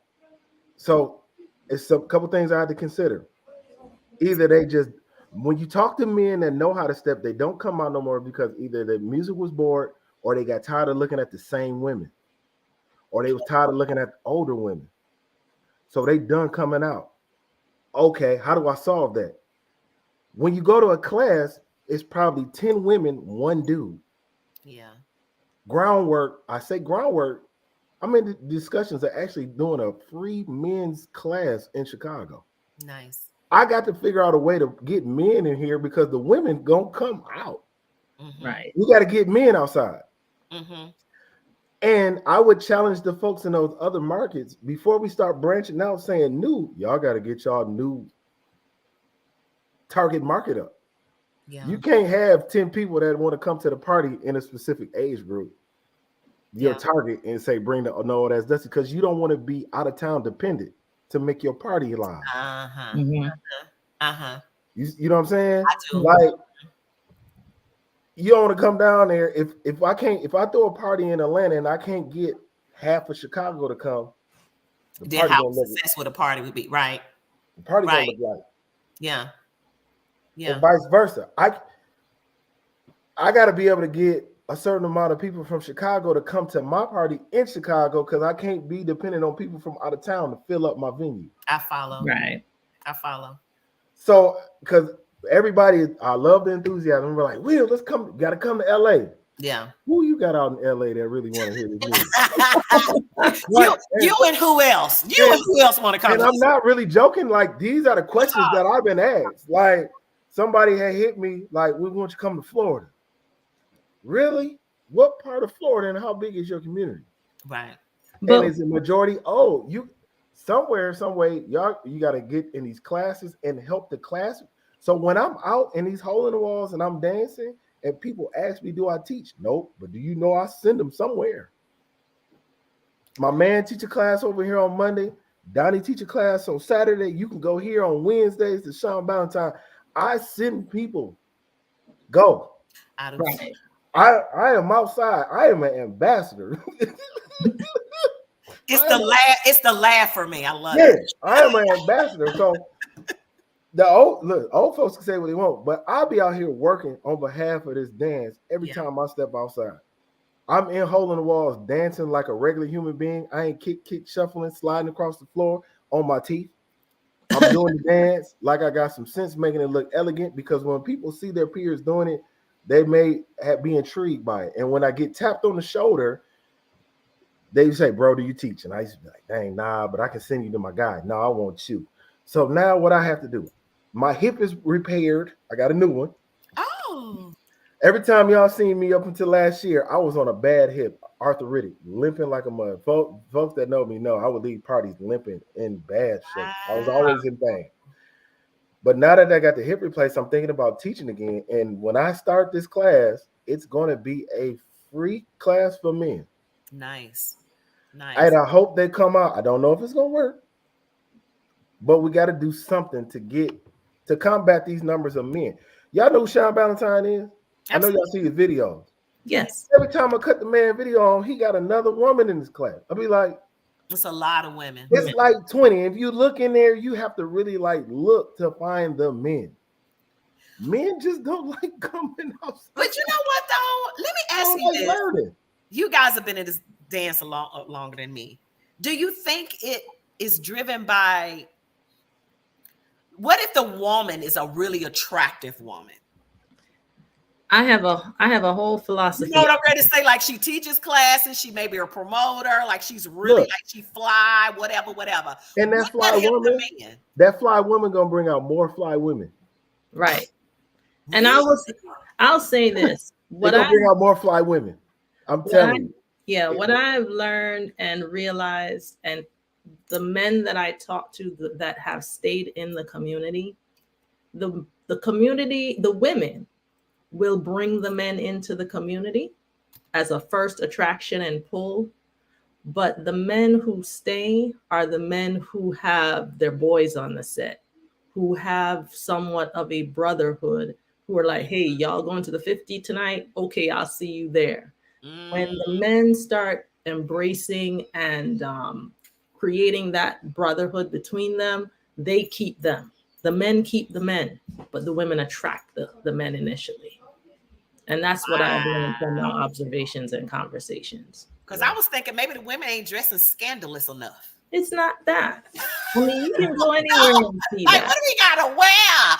What do we gotta wear or don't wear to keep these men coming? What do we gotta do? That's the surface. I just think women are more outgoing, and then when women rarely ever travel by themselves, it's women like just think going to a brunch. Hey girl, let's go to brunch. We'll call so and so, and before you know it, it's 4 of y'all sitting down at a restaurant. Yeah, men might do that for a sports bar. It might just be 2 of them. I see.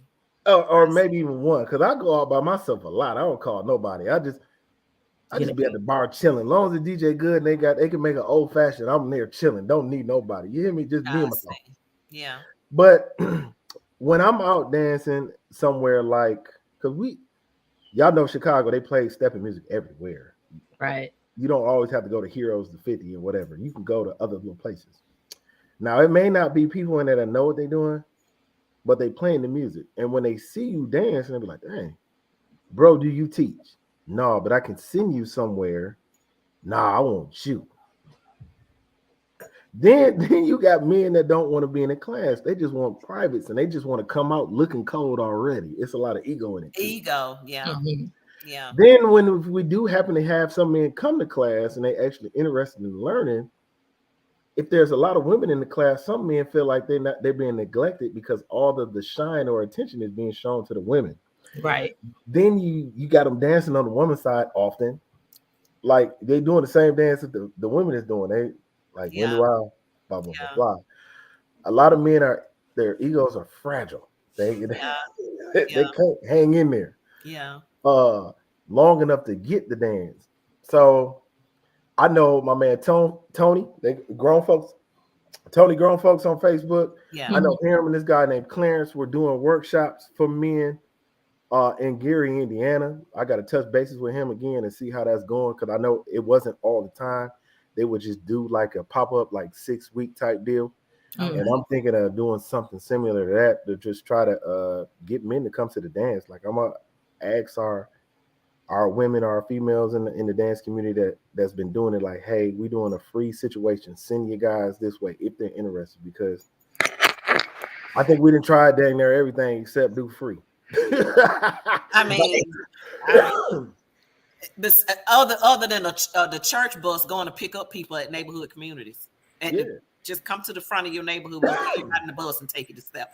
I mean, it's yeah, and it's like you said, it's everywhere. Like it's a shortage everywhere. It's bad. Yeah. In the smaller markets, it's like, okay, so how do we break that preconceived notion that stepping is for old folks? Yeah. So now when we brought the No Old Ass Dusties to Atlanta, one of the things that I discussed for Friday is, bro, we got to do something outside of stepping. I said, if we come down there, we got to do like when you come up here for me, bro, we go on Friday. We at a regular little spot. They put on some R&B. We dance. Love it. Because steppers gonna step. Right. So when we came to Atlanta, we tried to do the exact same thing. I was down there in September and I found that spot that we ended up going to. I forgot the name already. The Republic. But I'm like, boy, I said, boy, this DJ Jam. Yeah. And like all night, they really, because a lot of times when they put R&B on the flyer, you have to go check to make sure they really playing R&B all night. Because some DJs, they have to switch to keep the vibe. Yeah. I was trying to avoid the trap stuff. Right. Wait a minute now, you in ATL. You're in ATL. We got to play some trap now. Right. I know. You're right. But I'm like, is he really playing R&B? Oh, they all night. I said, bro, I found a spot. And it's free to get in. You can't beat it. Right. You just got to be there before 11. And that's the type of things that we all probably should be doing more of to try to help our dance out and then build that age group that you actually want to target, to put the dance in front of them, so we can start getting more of those folks out. I would love to come everywhere, but I know, listen, it's not to be disrespectful, but I don't always like partying with people my mom age. Right. My mom is 66, my daddy is 67. Yeah. I like doing it sometimes, but I don't want to do it all the time. Right. And I like this dance, but I don't always want to party with the 66-year-olds. It's not being disrespectful, it's actually normal. You should not want to party with your parents all the time. All the time. You know what I'm saying? I'm quite grown. I do grown things. I may say something I probably shouldn't say. I might have some behavior that I may act a certain way that, when your mom around, you should act differently. I agree. Right. So, and I think we could do some of those things, like get out, show the dance at a regular spot. Just, come show it. And then we did it with the affiliates. I think you were there, Sanjay. We did it with the affiliates weekend that we had, and that Friday night was banana. Oh my God. Let me tell you something right now. They still got knees on back order. I have been trying to get me some new knees since February because, baby, these ones I got can no longer do an 8-minute remix of Uncle Luke. It ain't gonna work. I could do, baby. I used to could do an Uncle Luke song. I know I could do at least 3 on back to back. Baby, now when he got let me see, I was out of there. I'm like, what? Oh God, no, somebody get me up. Yeah. But Friday night was a vibe. So I like that, William, a lot. Yeah. So, Will, you just actually went into a lot of it in terms of how your brand is benefiting the stepping community. And I understand the angle of tackling that problem of the shortage of men. Tika, what about your brand? How do you feel that it's benefiting the stepping community? Probably not. No, I'm kidding. I'm gonna get off my show. Probably not. Having a safe place to be able to talk about difficult things. And I try to, great. even when it's a difficult conversation, I try to mix it with humor. I try to make it not be so hard. But sometimes things just gotta be dang said. Like, girl, just say it. Just say it, and then we'll be on something else. I've implemented getting prayer cloths. I've implemented my fan. I've implemented taking a sip. A lot of people think I just sip because I'm thirsty. No, normally I'm sipping because I'm ready to say something I probably should not say. So let me just take a drink because these folks ain't gonna understand it. So let me just drink. Now, for a brief period of time, I went from tea to alcohol. Oh shit! And so by midway the show, I'm feeling real good. And so I would really, my lips would get real loose. I don't know if you've seen any of those. So my preacher mama again called me and said, "Baby, I need you to go back to tea." Because by halfway, you feeling all the wine or whatever you're drinking in your gut. But yeah, I think it helps the community just to have a place to actually be able to talk. I help people inbox me some of the craziest stuff that they've have had happen to them. I.e. the last one I had to deal with, we won't say any names again, but just having to deal with, people not being paid and all kind of foolishness. So I try to attack those things and let awareness, let the culture, let the community know what's going on. And you take from it what you can use, and what you can't use, throw it away. That's it. It ain't no pressure. Ain't nobody trying to pressure nobody. I'm literally just having fun. I'm just having fun. Because I know y'all talking about it. You're talking about it, so let's talk about it, right? So that's how I think I help the community. Very good. And I think both of you, from different approaches, are giving us something that we need just as human beings. A place to talk and a place to do what we like and to be normal. As Will said. But Will, like normal. That's normal that we don't want to party with our parents. Okay. But I know that we've been going for a minute, but there was one surprise I had for both of you. And Will, you actually gave me a good segue that I didn't grab into. But at some point in your journey for your brand, there was confusion as to who was behind No Old Ass Dusties Will Be Played. So, I mean, I think that's one of the misunderstandings of your brand.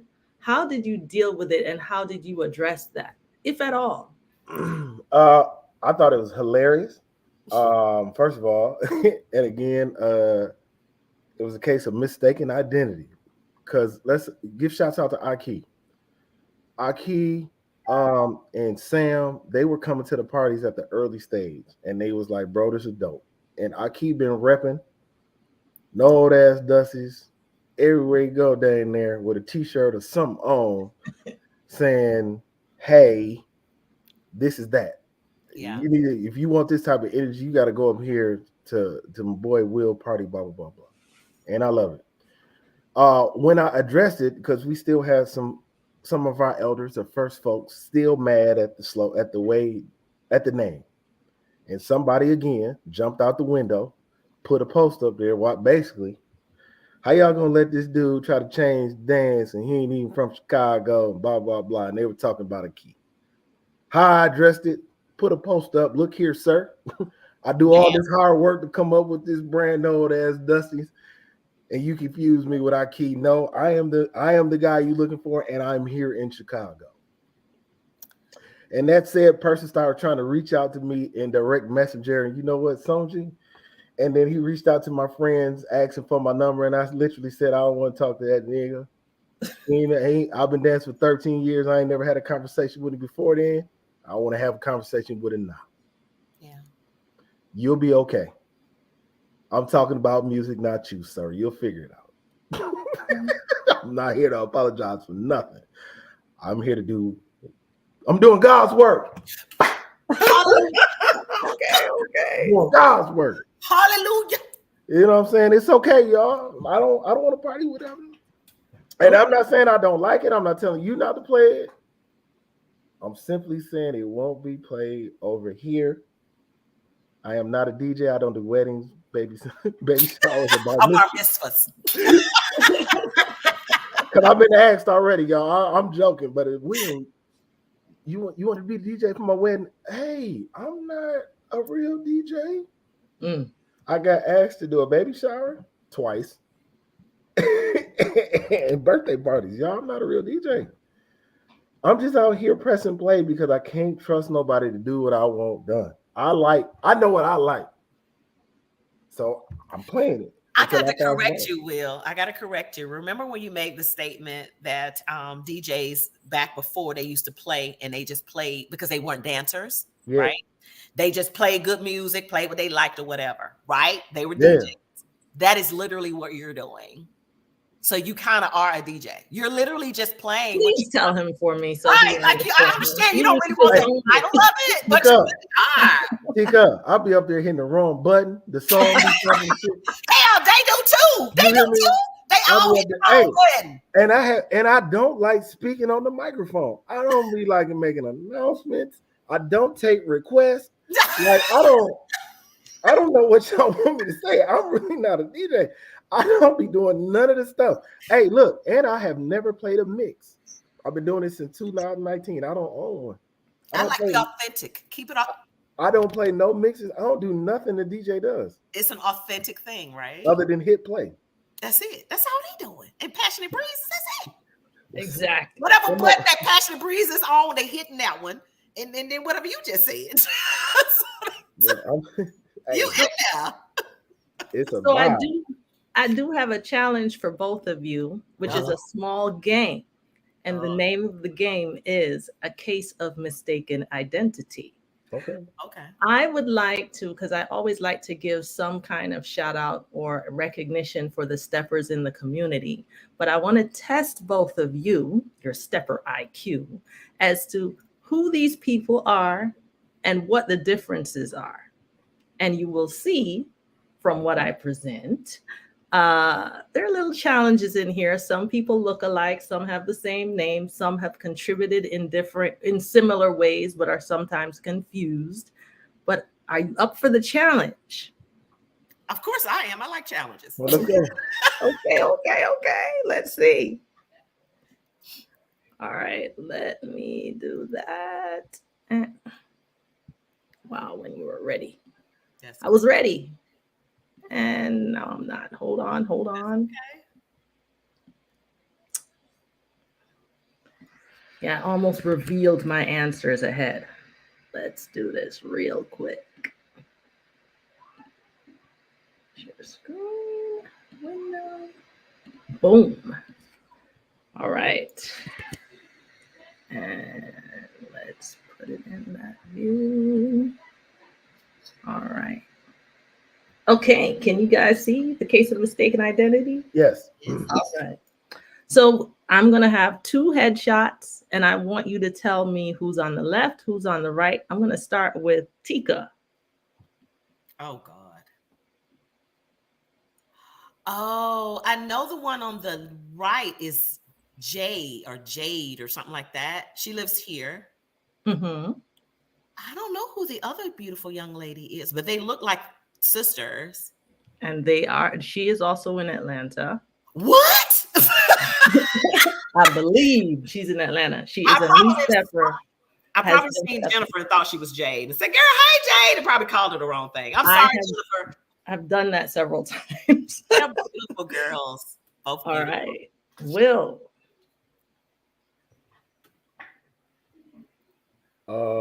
Shoot. The sad thing is I know both of them. I just can't call their names. I'm horrible with names. No worries. And this is what it's about, to get to know the folks out in the city. So it's Jerry on the left and Yvette from New York. Jerry's out. Used to come to Donnie Davis class a lot and learn how to dance. Yeah.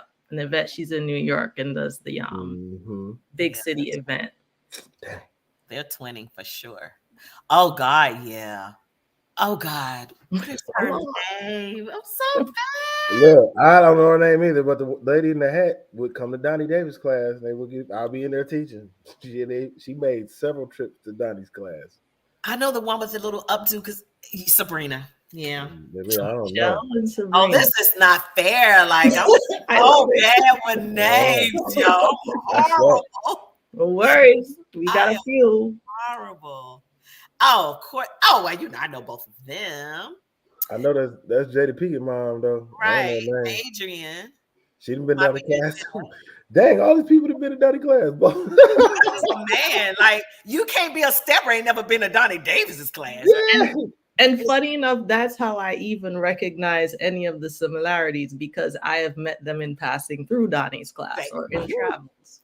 And that's Alicia here in Atlanta. Yep. Yeah. Oh, they're literally the same person. That's common in Mike B. Okay. They're literally the same person. Like, you've gone to the next slide. They're the same. Oh, God. Is that Chuck? It's Chuck. Yeah, but who is that other guy? He looks just like Chuck. I don't know his name, but Clint. And I believe he's also out of the Midwest. I'm not sure what state. That is funny. Yeah. Oh, I don't know. that's Fisher. What's his first That's name? Andre Fisher. He messes with me. And that's Vince. Yes. I'm not used to him in a hat like that. Yeah. All right.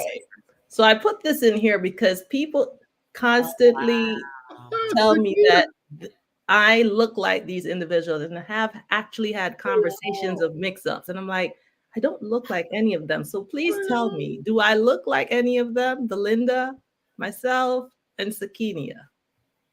I can see the similarities. At a quick glance, maybe. Yeah. They're all beautiful ladies, but I don't see it. I just needed confirmation. Y'all could be cousins. Oh, wait. I know both of these two. Oh, they could be so mad at me. That's Kizzy. Yes, I mess with Kizzy all the time. I don't know the other young lady. She's from Chicago. Leonetta.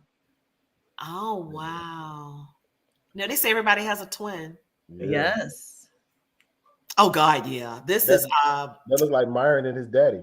No, that's Marvin. That's Marvin, but they do look a lot alike. Yes, that's a good one. And their names both start with the M. Oh, that's my boy Quake. Mm-hmm. I don't know the other guy. So Poteet. He's from Chicago. Yeah, and that's Quake. He almost threw me off. I didn't see like the long hair. I almost didn't know who he was. So and they both got long hair. Yeah. Oh, they both got long hair? It's pulled back in ponytail. You can't really tell. Oh, I know Quake has a ponytail. That's funny. So the set of people you just saw are people that look alike. Now I also want to bring up people that have done similar things or have been confused about the things that they have done. So we know yes.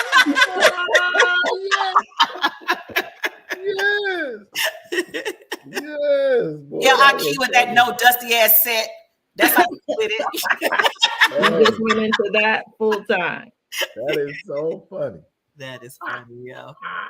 Oh God. Ed and Drill.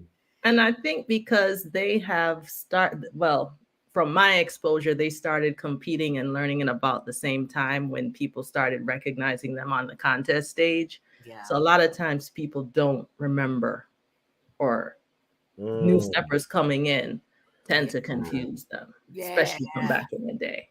Right. Absolutely. Ed and Drill. Yeah, but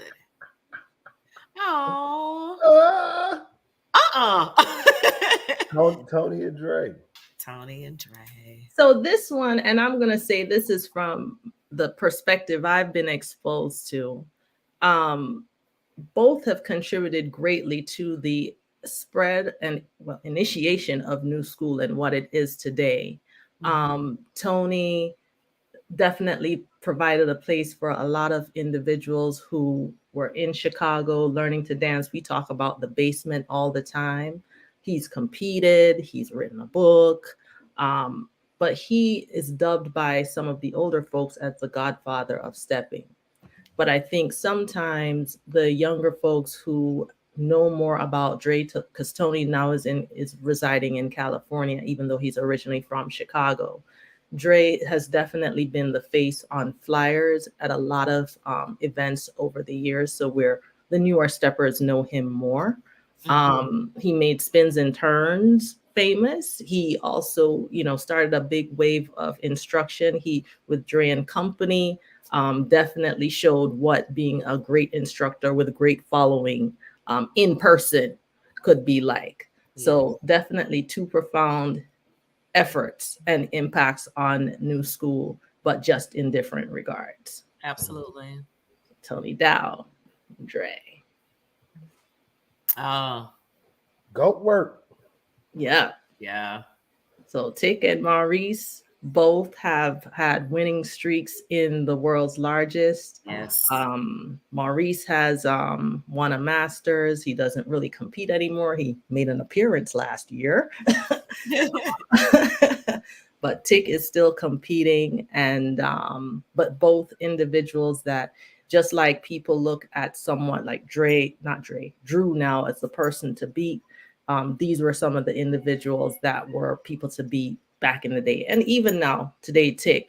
But Maurice had his time when he was winning back to back. Absolutely.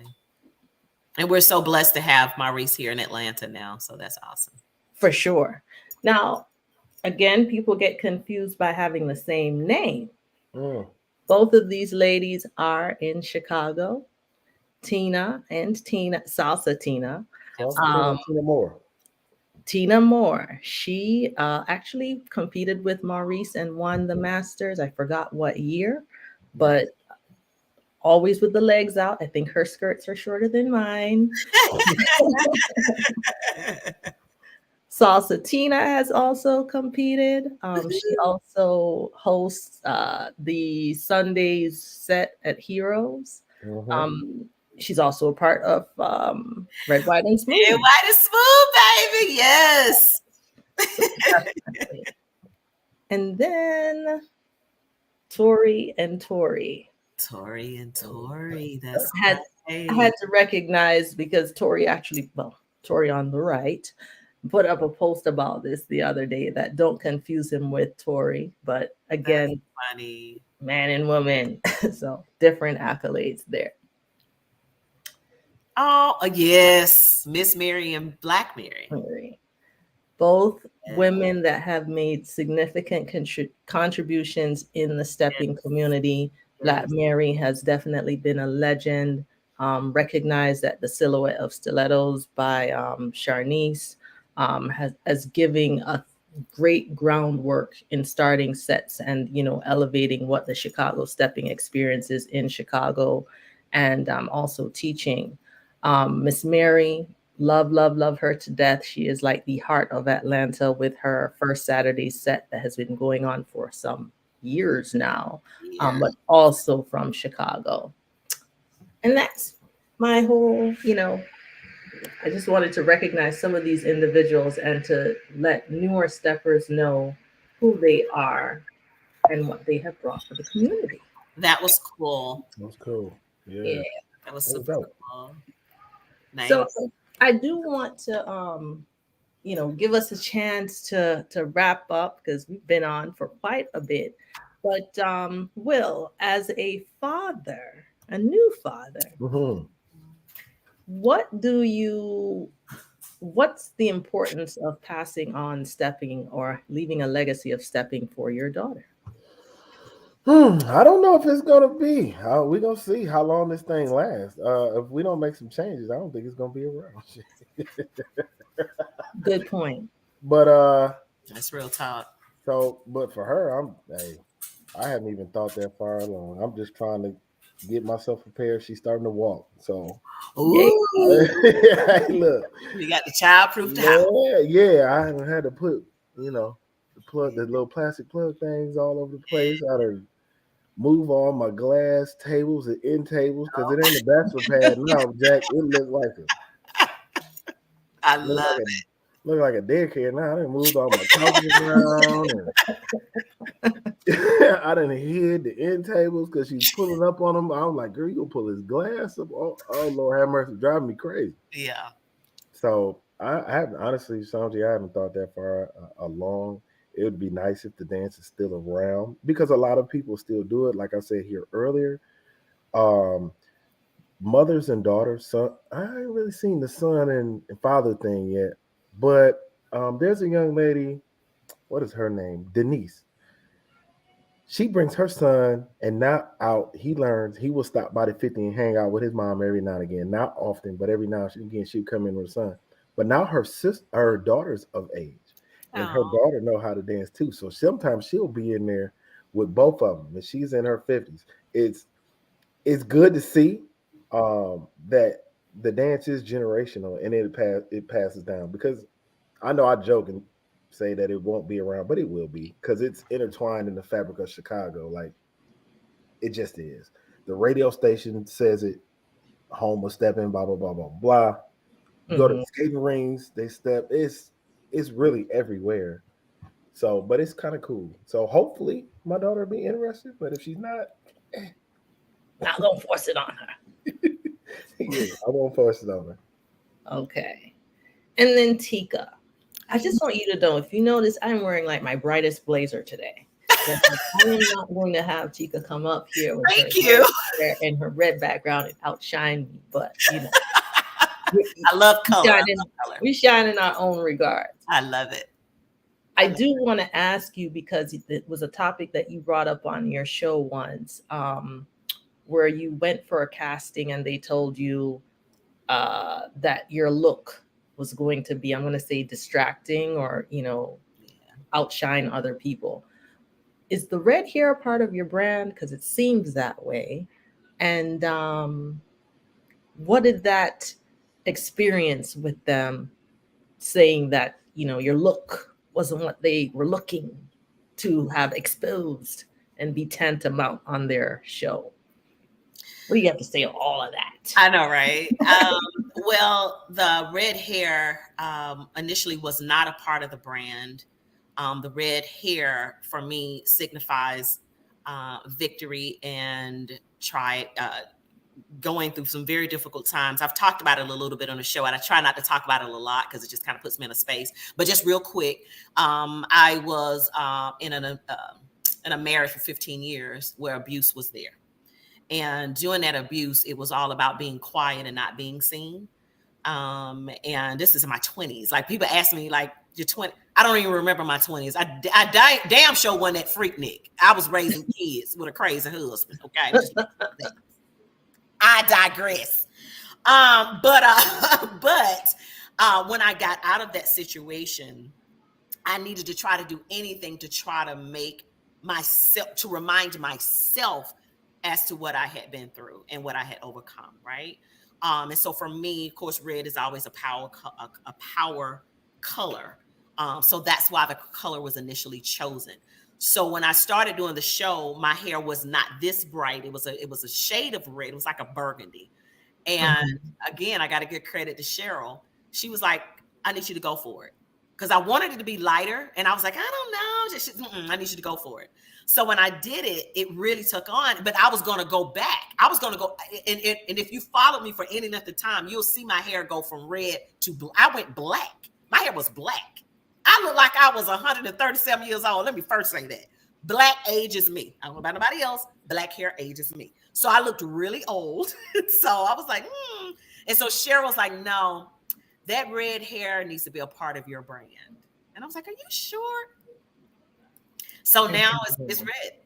Again, organic, but it came from a different space. It wasn't for, I just want to be the loudest person in the room. But going back to the casting that I had, yes, they didn't want it to, because it's naturally going to draw the eye. So if I'm on the stage, and I didn't want to change my hair color. So if I'm in a scene with someone else, it would kind of overshadow that. But what's so funny, right after that, right before the pandemic, I did another audition for a talk show here in Atlanta that was being picked up by Bravo.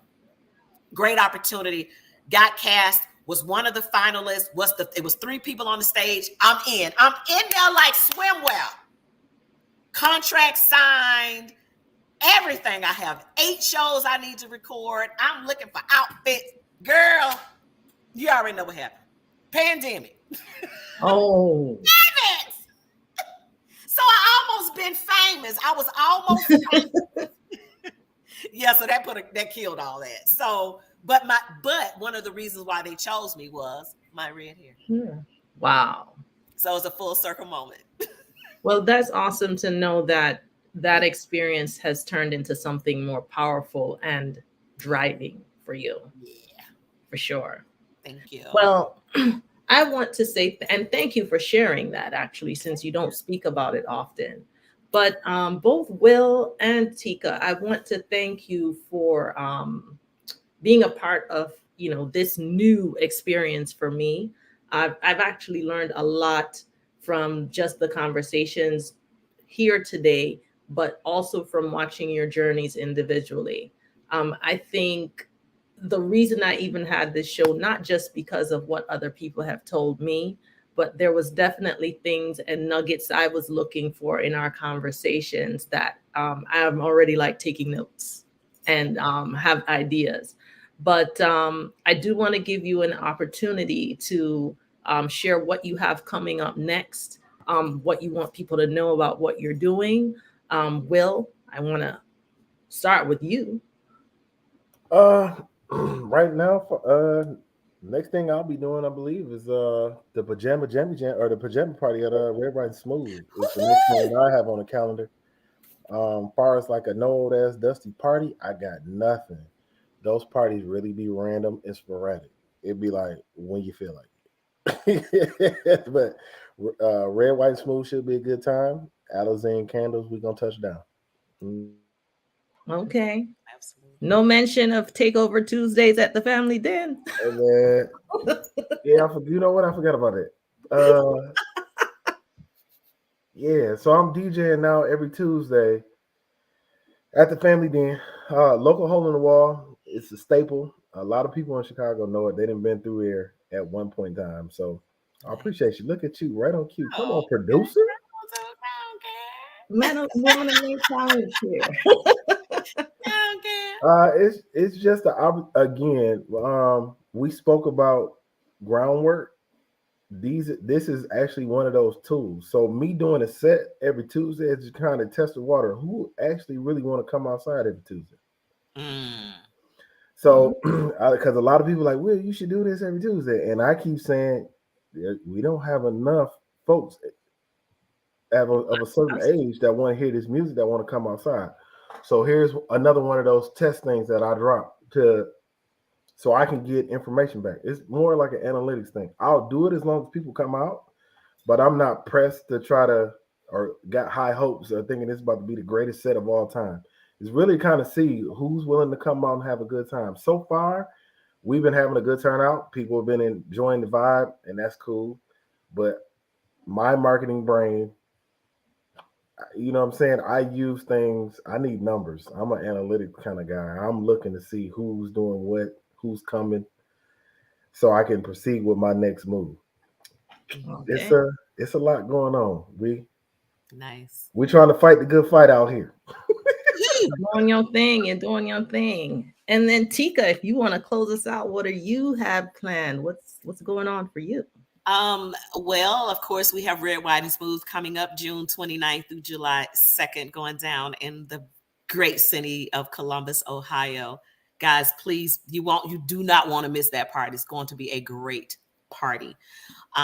Several other things that I'm involved with. I have a couple of fashion show things I'm doing in terms of interviews. I'm really getting more into the celebrity side, just the red carpet stuff. So I have a lot of that stuff coming up that I cannot say right now, but just know that I have that coming up. Some things that people always ask what they can do to kind of help me with